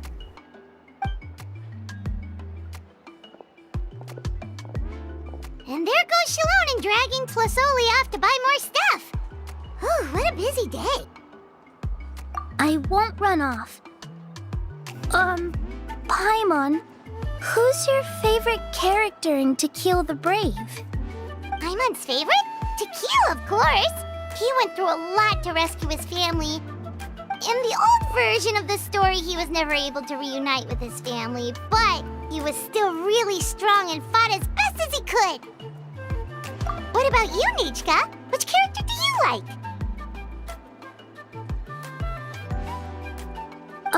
I like Remak. Oh, the one who was possessed by Kuatlique, but never forgot his brother Tequil. He was also an amazing character. If it wasn't for his determination, both he and his brother would have been defeated by Kuatlique in the final battle. Of course! A story's only interesting if you can really get immersed in it. Hey, Nechka, why don't we play pretend? You can be Remak, and Paimon will be Tequil, okay?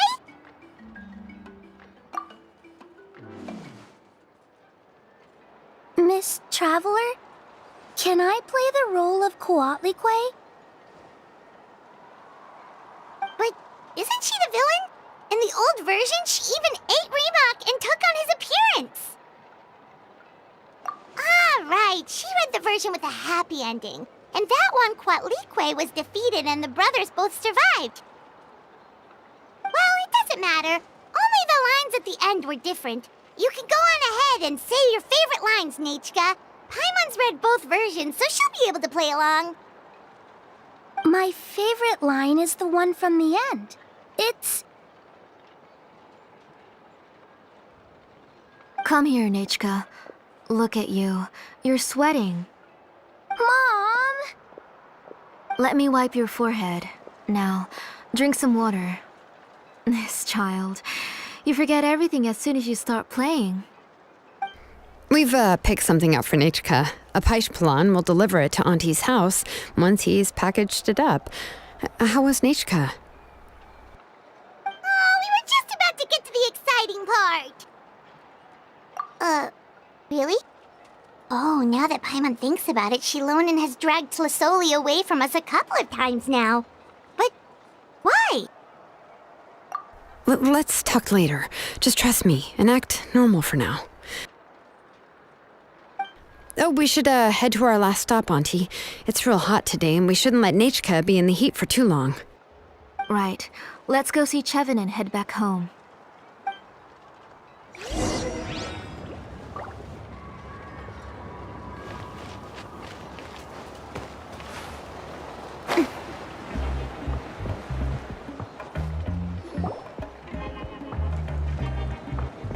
I finished repairing your Blaze Gem inscription, Chevin.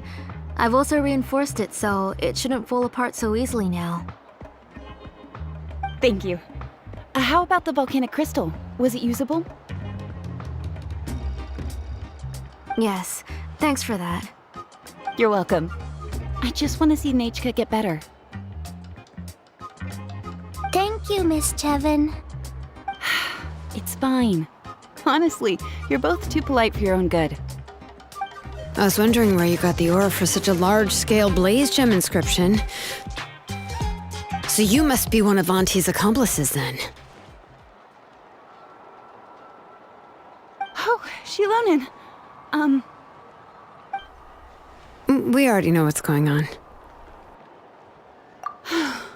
You had me worried there. I thought we'd been found out. We'd be in real trouble if Pakal ever got wind of it. To be honest, I won't be able to cover it up for much longer. I've been traveling away from home every few days, and the ore reserves have noticeably decreased. The last time Pakal came and asked me about it, I could only say that I'd been using up a lot of ore to research new styles of jewelry. As for why I had been leaving so often, I said that I'd found a new ore vein and wanted to extract some new gems from it. Sorry. I've been talking my head off. Please, come in and have a seat. Sure, we can sit for a moment, but... Miss Chevin, can I go see some of the jewelry over there? You mean Amisha's work? Sure, go ahead. Remember to stay in the shade as much as you can. Paimon wants to go too! We'll go together. Paimon hasn't looked at Natlan's jewelry very closely yet. Really? Then Paimon's gonna take a good look at what they have!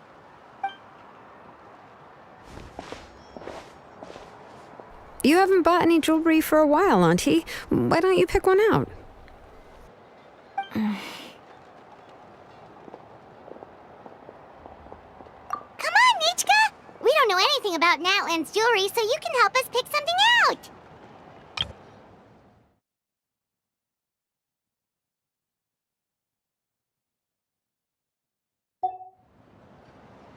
Miss Traveler? Come here, Nechka. Huh? Sorry, Chevin and Shilonen, but it's already getting late. We should be heading back now. It'll be Nechka's birthday in a few days, and there's still a lot for us to do before then. No problem. I'll be sure to bring her some beautiful jewelry to celebrate.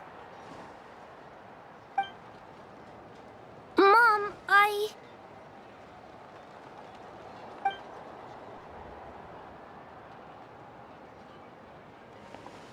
You're getting hot again. Here, Mom will carry you. Let's get going. You forget to take care of yourself once you start playing. Let's go back and we'll have a talk. I didn't. Nechka, I never taught you to lie. Sorry, Mom.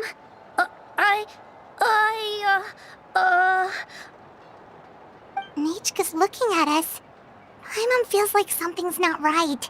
What should we do? No, Nechka was having so much fun today that she forgot the time. It's not a big deal. Let me help carry her home. I'm worried you would also have to recover if you carried her the whole way. No, it's fine. I'll carry her. Let's go, Nechka. It's time to go home.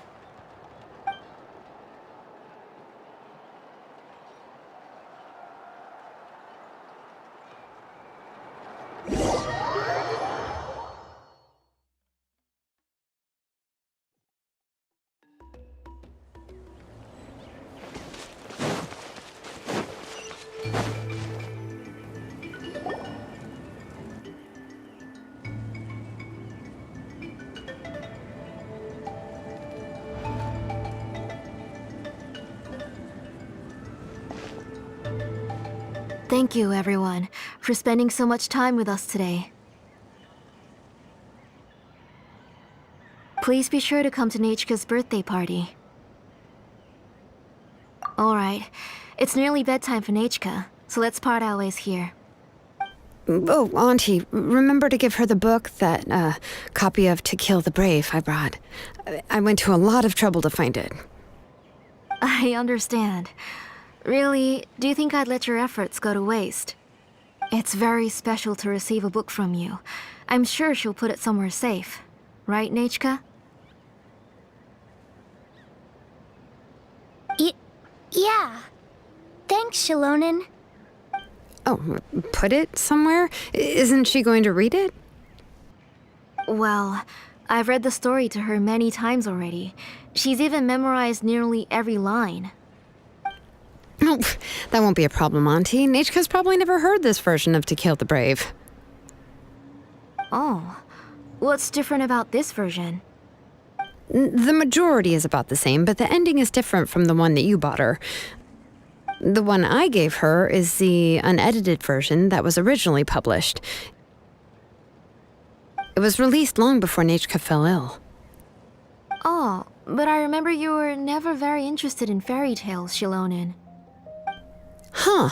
Well, I was just thinking that if what you said about Nechka's illness is true, she shouldn't be able to remember anything about her past before her illness. So, the ending to the original version of To Kill the Brave is also part of the past that she should have forgotten. In other words, if she hasn't recently read the old version of the story, then she shouldn't possibly know the ending, right? I don't understand. Why are you so concerned about the ending of this book? Even if she does remember the ending, what does that prove? Maybe she snuck out somewhere when I wasn't watching and read the first edition of the story. Yeah, okay, that is a possibility. After all, she does remember things that have happened recently. In which case, yeah, let's go ask around the tribe and see if anyone remembers Nechka reading the book. There are only a few shops in the tribe that sell books, or we can just ask Nechka where she'd read it. The booksellers all have inscriptions, so there's a chance that their memories... So, you admit that the inscriptions can affect the tribe's current memories? I was very clear that I would consider that a crime and would stop all work on it. There must be a few more books at home. I do not wish to see your blood be reduced to ash, but I have seen the light of your heart and spirit. I beg your pardon? Nechka, where did you read that book? Answer me. Go home, Nechka.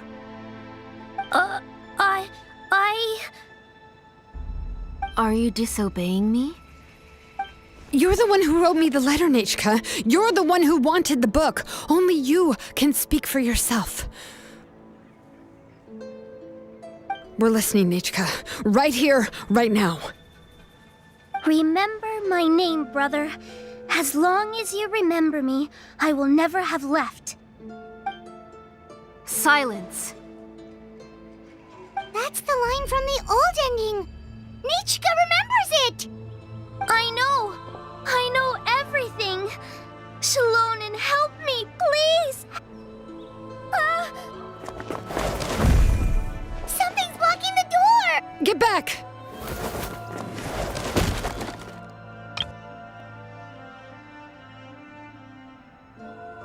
Shilonen, wait for us. The tunnel is blocked. We can't go in. There might also be traps. Whoa. What are all those things on Nechka's walls? It seems Auntie put all the extra inscriptions she made here. If she's trying to finish that ancient name, there's only one place she could go. Come on, follow me.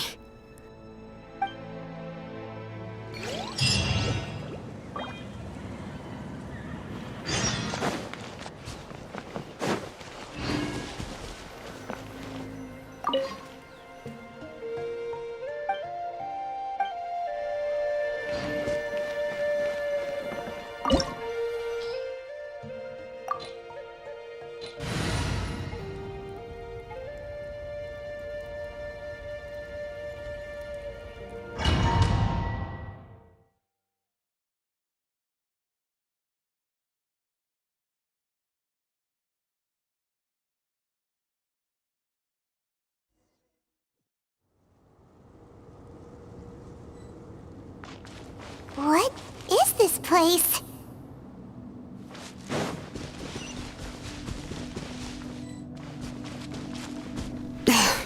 Auntie's workshop. It was supposedly closed after she stepped down from her position in the tribe. But it appears that we've all been deceived. Why are there people up ahead? If you're up to shady business, you have to hire shady people to help you. Let's go, don't hesitate!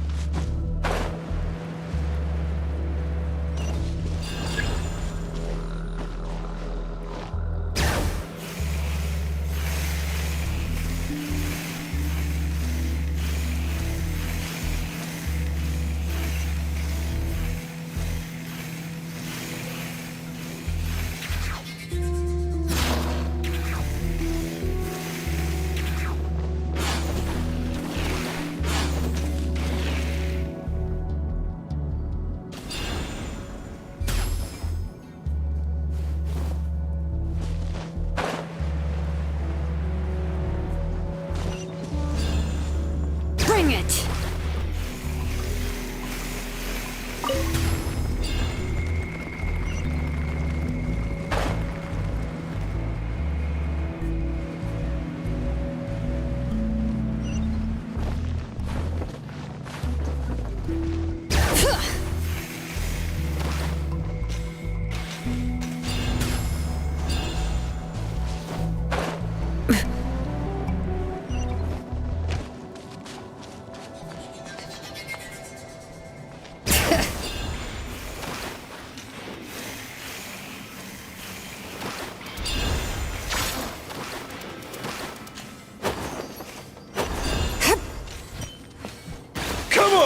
Show me your courage!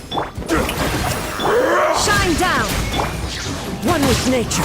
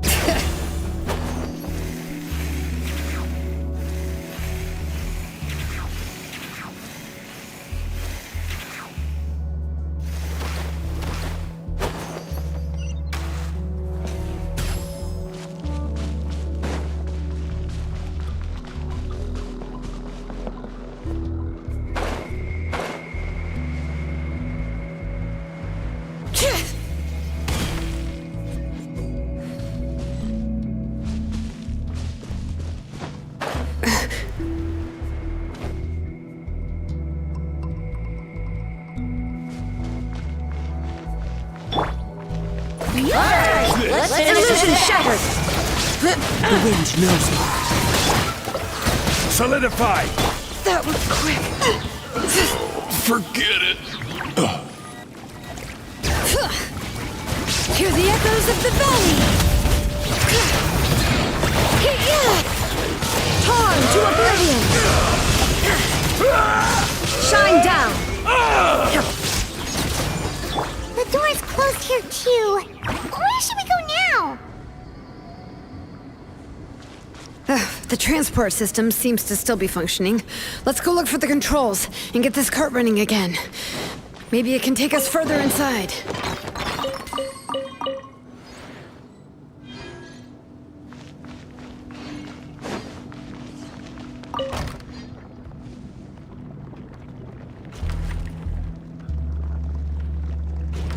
All right, let's keep going!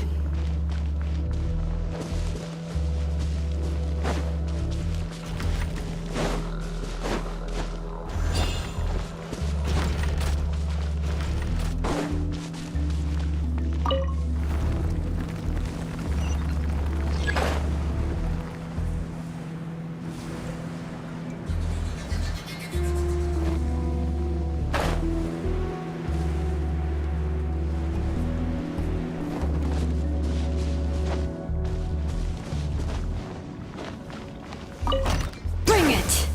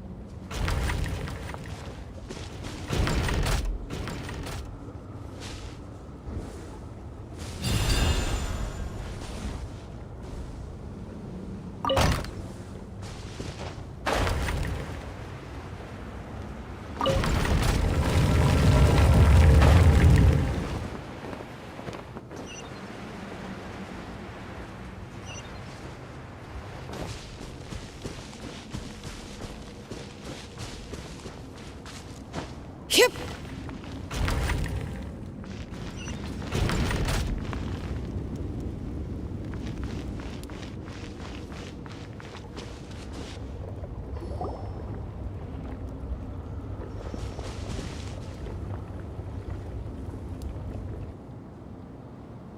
You got here quick. Impressive.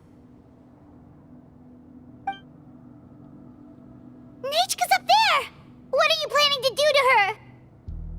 I never lied to you. All this time, I've only been trying to save my daughter. Even though she's not my daughter yet. But once everything is over, she will really become my Nechka. What is she saying? Is she not Nechka? So you figured it out. I want to use memories to awaken my Nechka.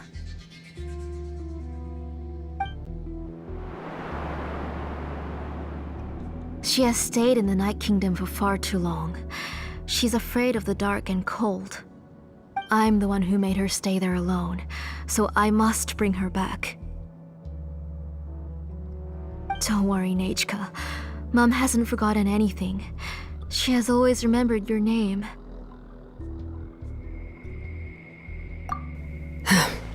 I'm afraid so.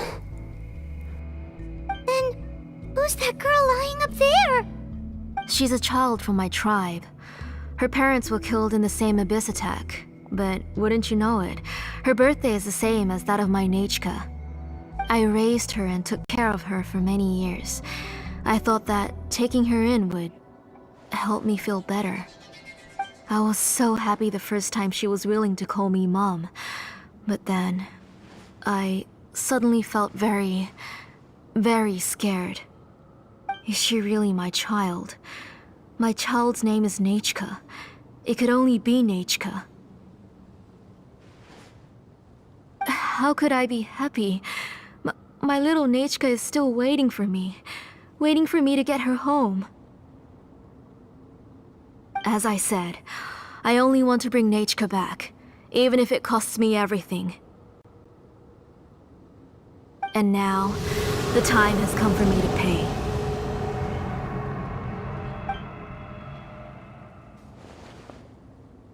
As for my useless ancient name, it's finally time to put it to good use. If you're not willing to help me, then you can become the fuel for Nechka's ancient name.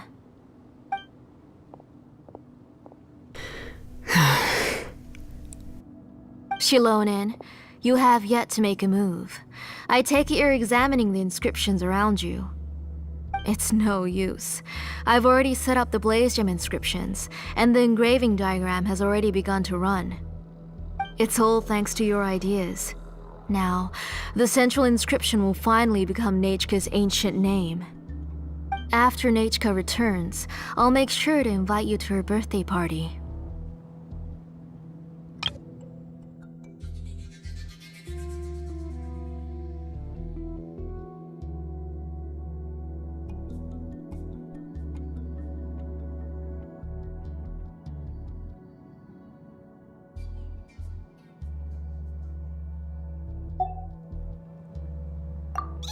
You're not gonna go up there, are you?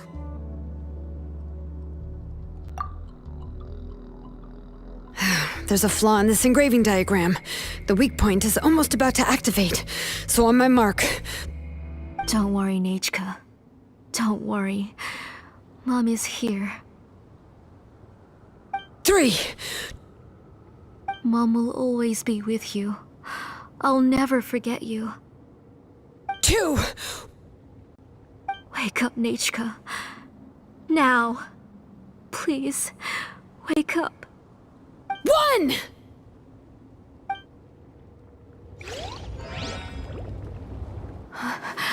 It's alright. It's alright. You'll see Mommy soon. Nechka.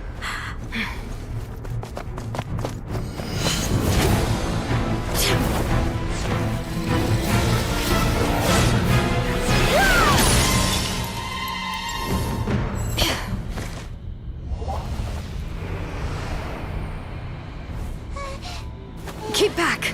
Those are distorted thoughts. And the mists are the thoughts' twisted cries. If you become tainted by them, they will control you, and you'll never be free again.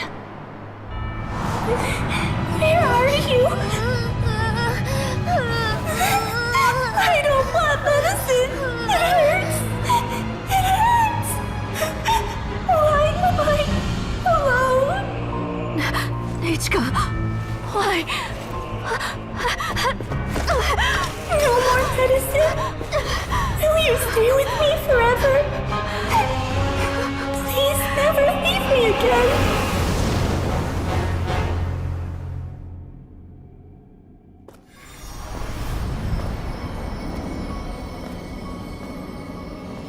Tlasoli, you're the one who twisted Nechka's name into a shackling prison. It's time for you to hear her true voice. Stone engraved and echoing peaks converge, disperse, in ashes be reborn, for flames born anew, and the blazing dawn. Mommy will be with you. Nechka. Always. And forever. Mommy, I've always been with you. And now you're finally listening to me.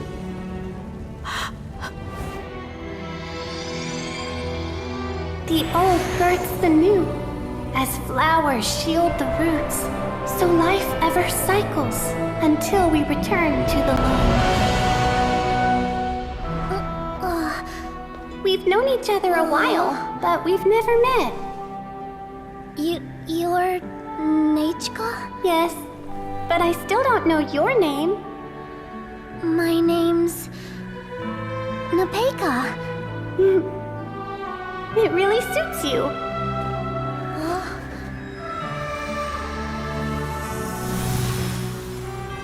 Nepeka, I bless you from the past and wish that every day of your future will be filled with peace and happiness.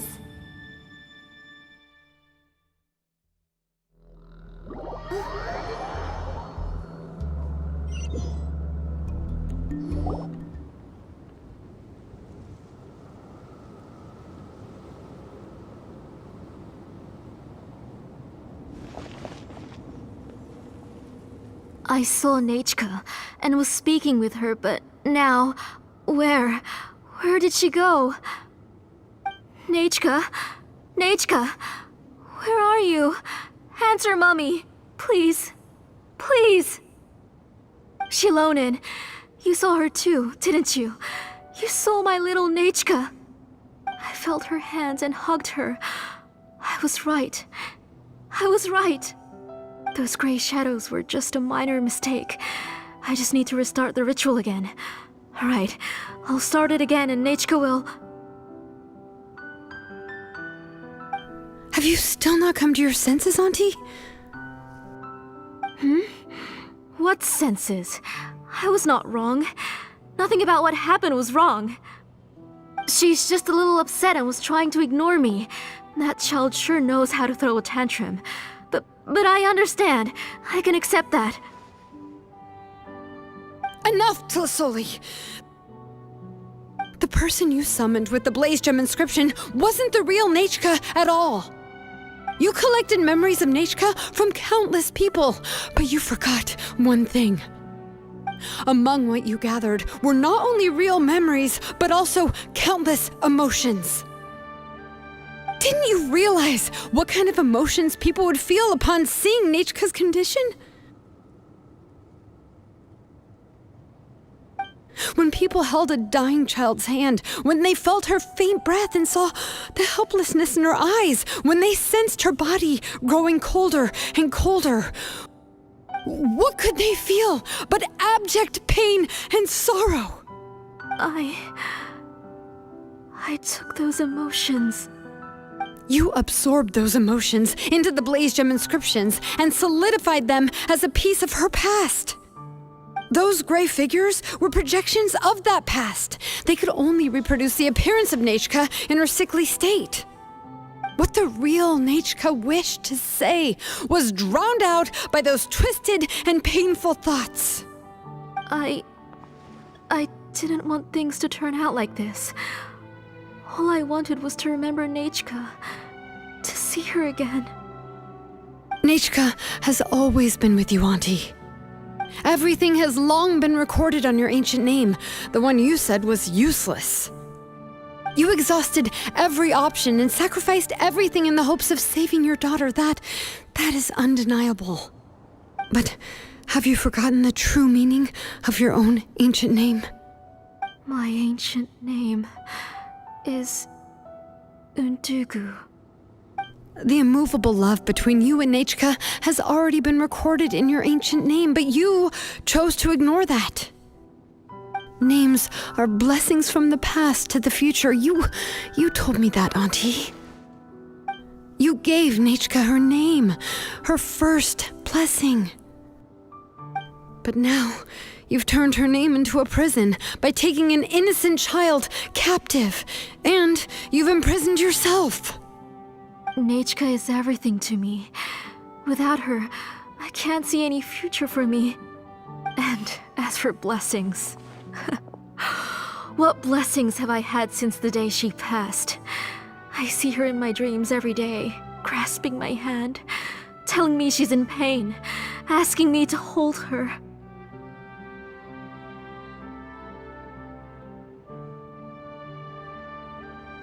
But I can't say anything. I can't grasp her hand. All I can do is shout her name over and over again until I wake up. Every day, every single day, I've hated myself, and ancient names too. Who knows? Maybe hate would have been the only thing left to her too. You think Nechka would have come to hate you?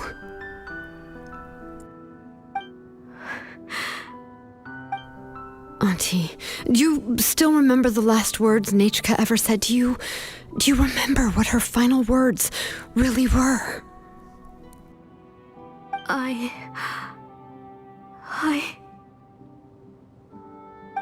The reason you haven't felt blessed is because you've forgotten the true past. Auntie, you've been wallowing in memories of your imagination and refused to let go of them. A name without a past is nothing but a withered tree with no roots, rotting without a future. It's over, Auntie. It's all over now. Slowly now. Why don't you stay lying down? Oh, on second thought, this might not be the best place to rest. Shilonen, Nichka, Napecha can already stand now, so we made our way over. Thank you, Paimon and Miss Traveler. I'm fine, really. The real Nachka helped me just now, so it doesn't hurt much anymore. That's good. If you became Nachka, then this story would really become the To Kill the Brave.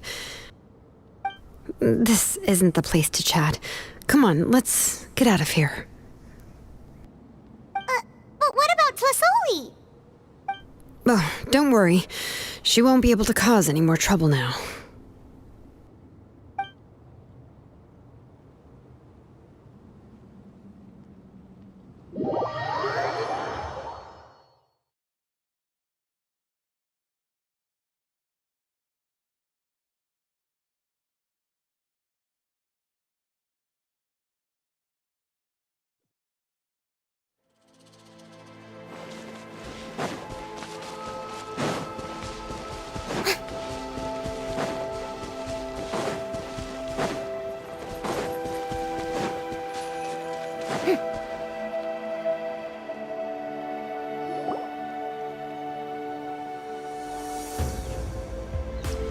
All right, I've locked Auntie in the house with a few ropes. I'll take her to the tribe shortly to be punished for what she did. As for now, we can get away from the house and get some sun. After dealing with all of that, I'm completely out of energy. She's already planned out everything. Shilonen sure doesn't waste time. It's still so scary to imagine. Tlasoli wanted to turn her adopted child into Nachka, and she even nearly succeeded. Yeah, she was so cool in the final moments. She went right into action and took control of the situation instantly. Well, it's all thanks to Napeika's resilience. She never gave up. If it weren't for her bravely trying to get help, then I wouldn't have noticed Auntie's plan so easily. It was thanks to all of you encouraging me. After all, this was already the last idea I could think of. I tried to get the attention of many others who visited before, but they were all either quickly whisked away by Tlasoli or simply refused to believe me. Even if I told them everything, Tlasoli would just blame my illness to cover it up. All she had to do was start to cry, and then the guest would try to comfort her, but completely forget about me. She would inspect all the letters I sent and any gifts I received. And then, if I didn't comply, she would force me to drink some strange medicine. It would put me to sleep for a few days, and it would be hard for me to remember anything. I would see a lot of weird things while I slept, and the walls around me would start talking. I would be so scared every day. If I wasn't able to get your help this time, I might have just given up. You have us now, Napeika. If anyone dares to hurt you again, the Traveler and Shilonen will send them flying! Yeah. Sorry, I just can't help it. You are already super brave, and you even managed to call Shilonen for help. Oh, you definitely found the right person. Shilonen isn't the kind of person who gets distracted easily by crying. She pays attention when someone's talking and doesn't miss a beat. And it was because of your help that I was able to pick up on the details. Without you, it would have been extremely difficult for her to communicate that she needed help.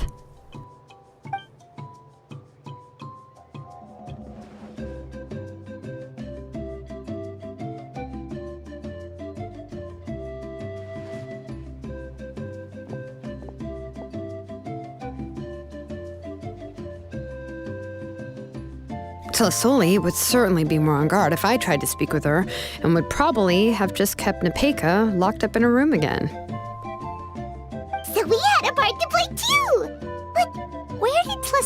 even get the confidence to try this scheme. When Nechka was alive, surely many tribe members would have tried to help her. Was she not scared that someone would realize that Nepeka wasn't Nechka? That's certainly a possibility. The inscription she created would not only collect information related to Nechka's past, but also actively erase people's memories of Nechka. It's similar to graffiti. If you want to paint something new on a wall that has been painted before, then first you must remove the old painting. It's possible that I was also one of her targets, which would explain why she was so willing to let me have the central inscription. Whoa, and you still took it? If it were Paimon, she would have thrown that thing away the first chance she had! Well, you can uncover the truth without taking some risks, right? If I hadn't disassembled the inscription myself, I would have never realized her actual motives. So you suspected her from the very beginning? Oh, no, she's my auntie after all. How could I have seen her as a villain from the start? The most I did was keep the possibility and a corresponding plan in mind, and it was just our luck that the worst-case scenario actually happened. But now that I look back on it, we still managed to rescue a suffering child, even if that wasn't our original intention. Anyway, I think we've just about summarized everything and praised each other enough by now. Everything is finally over, and Nepeka can finally be herself. So, what should I do now, Shilonen? You should do whatever you like, of course.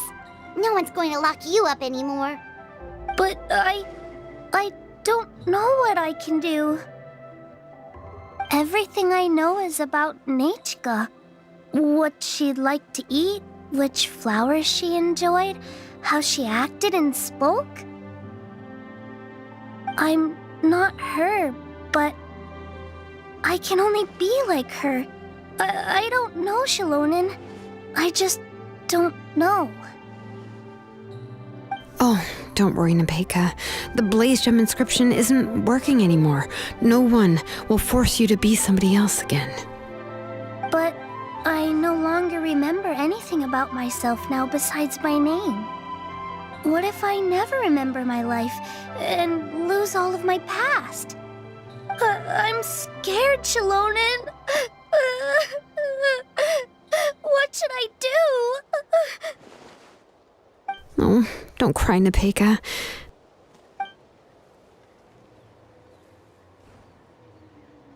Here, take this.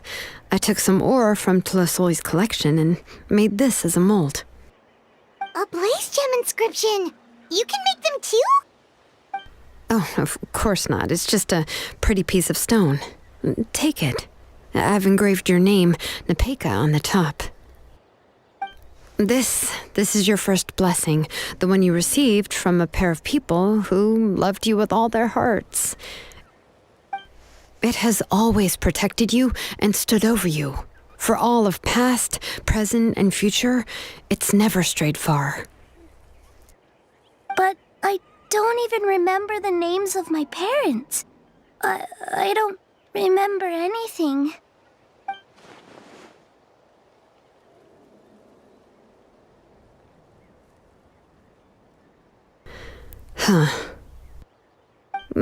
I won't make any big promises and say everything will return to normal. I'm not sure what kind of future you will face.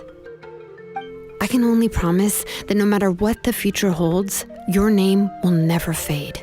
This is a blessing given to you by a name engraver. You'll continue to grow and mature as a sapling sprouts upward and becomes a healthy tree, or as birds spread their wings to fly high into the sky. Your name is your starting point, as well as your guide. Remember your name and everything you've experienced, and you'll know how to step into your future.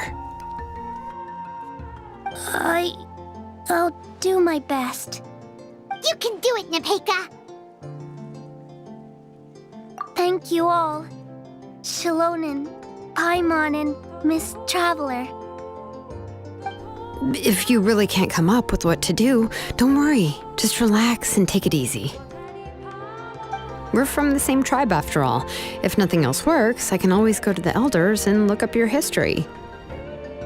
And until then, you can stay at my workshop. I can handle another mouth to feed.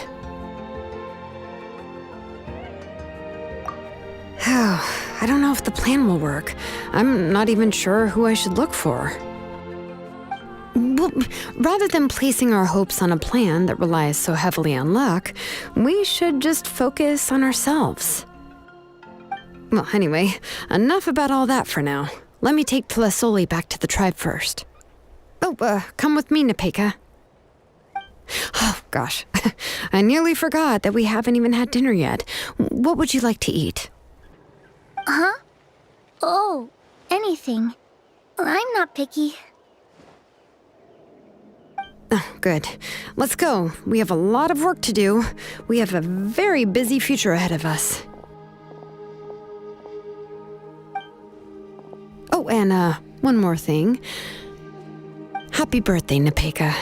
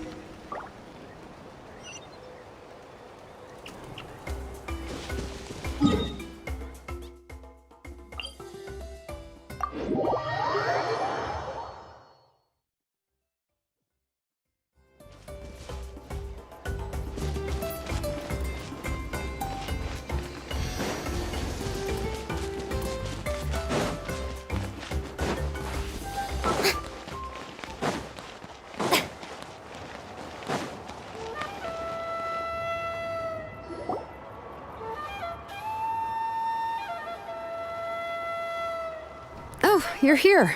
Everything's been taken care of now.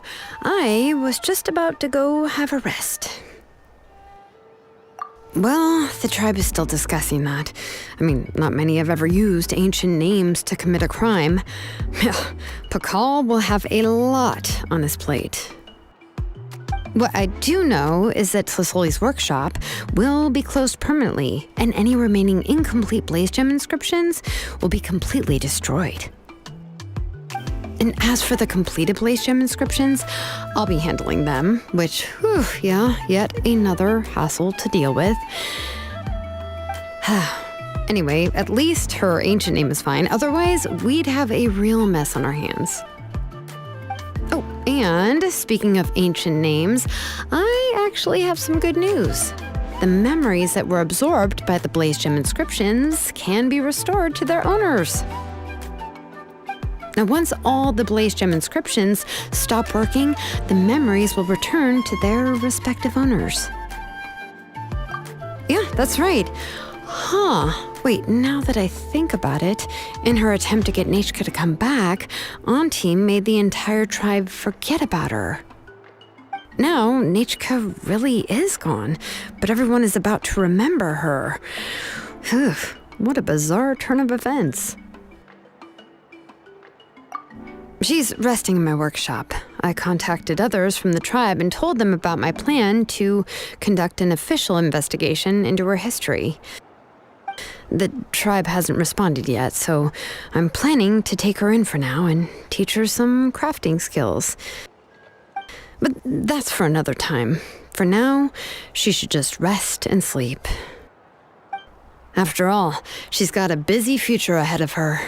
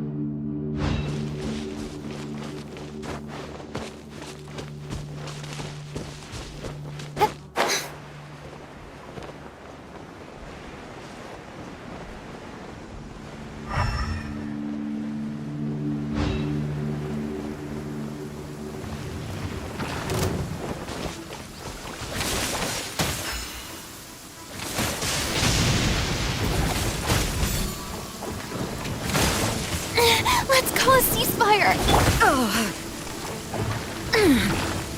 There is no escape! Shower me with One with nature. Crumble! Careless! You shouldn't see me like this. Climb down! Into the wind.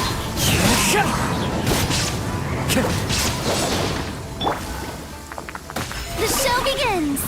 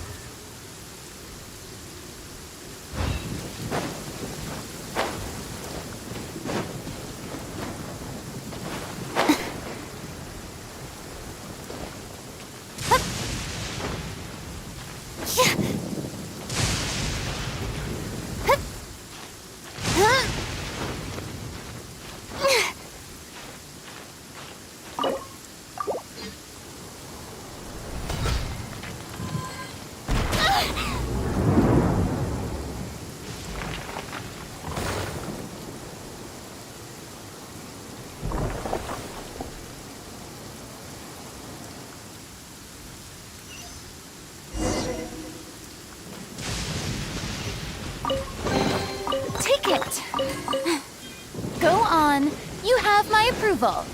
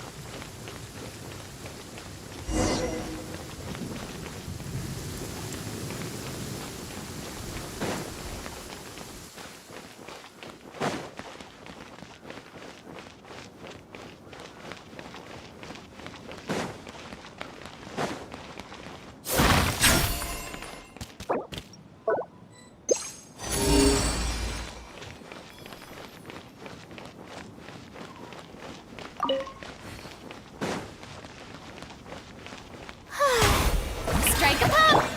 There is no escape!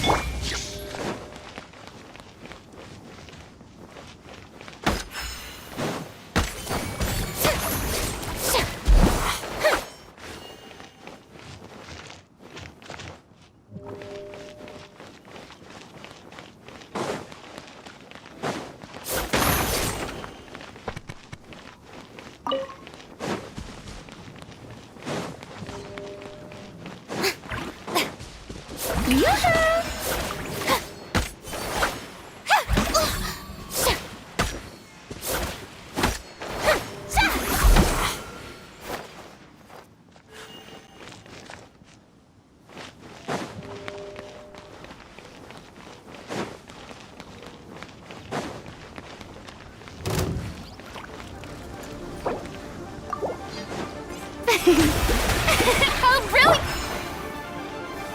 Stabilize!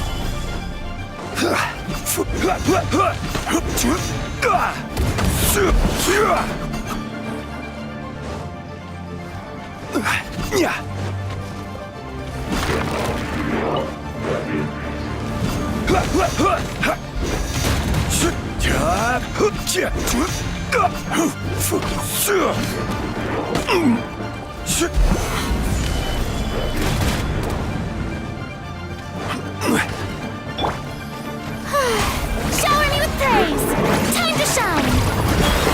Illusion shattered!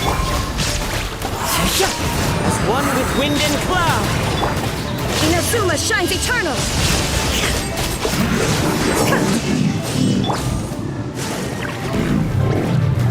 Order guide you! Gather! Shine down!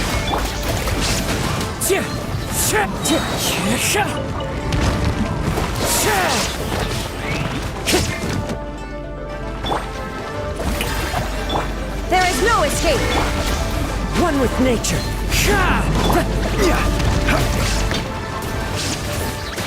Stabilize! I will have order!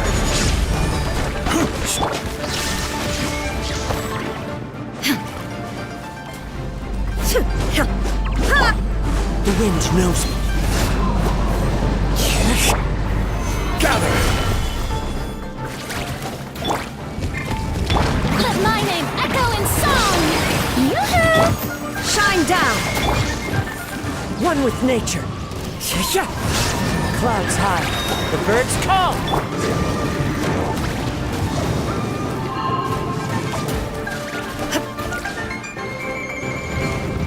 There is no escape! Stabilize! Strike a pose! The wind knows me. So many regrets. Gather! I see your power. Order guide you. May I present? Shine down! Torn to oblivion!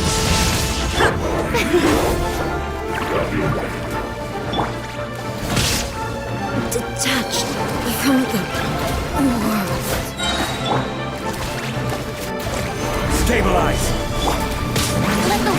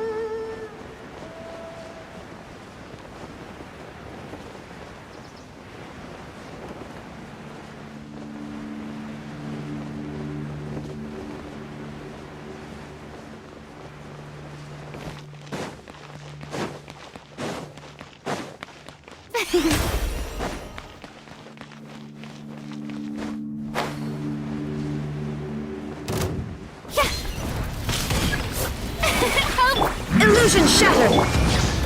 Gather!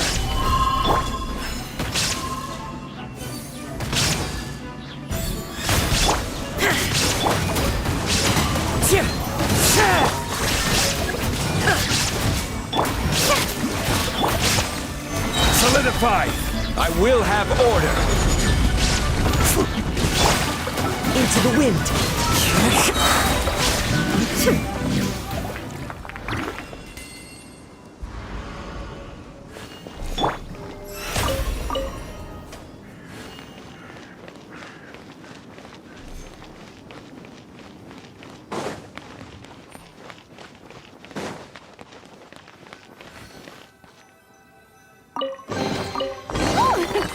What a pleasant surprise!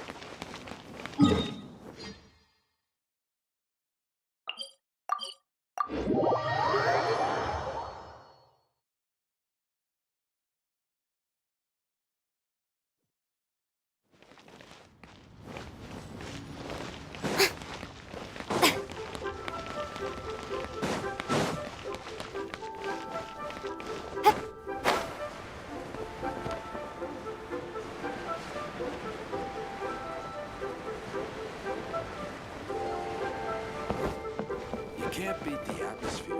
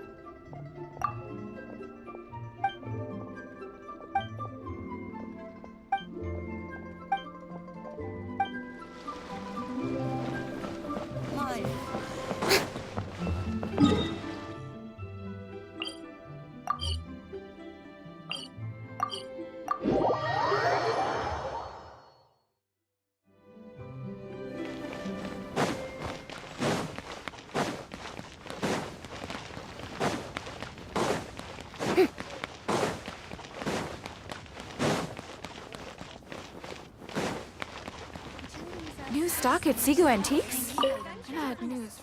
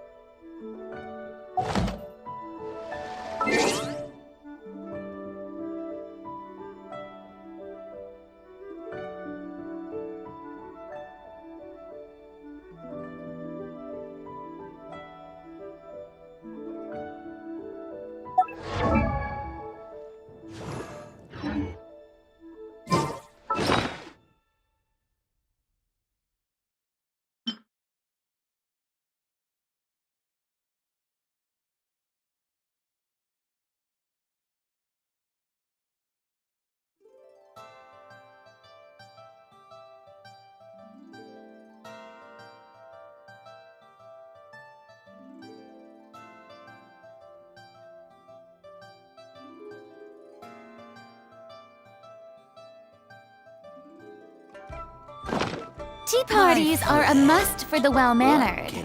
If you'd like to learn the proper etiquette, I'd be happy to teach you.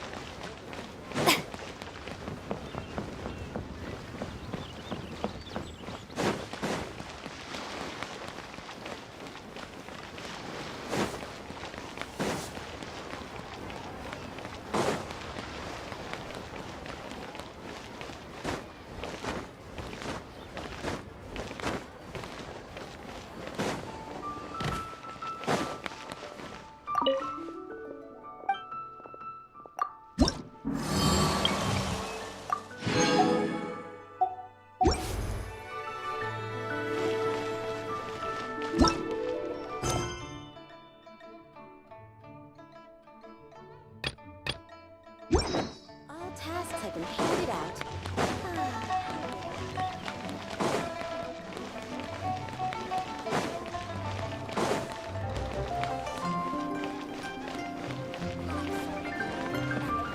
Ad Astra.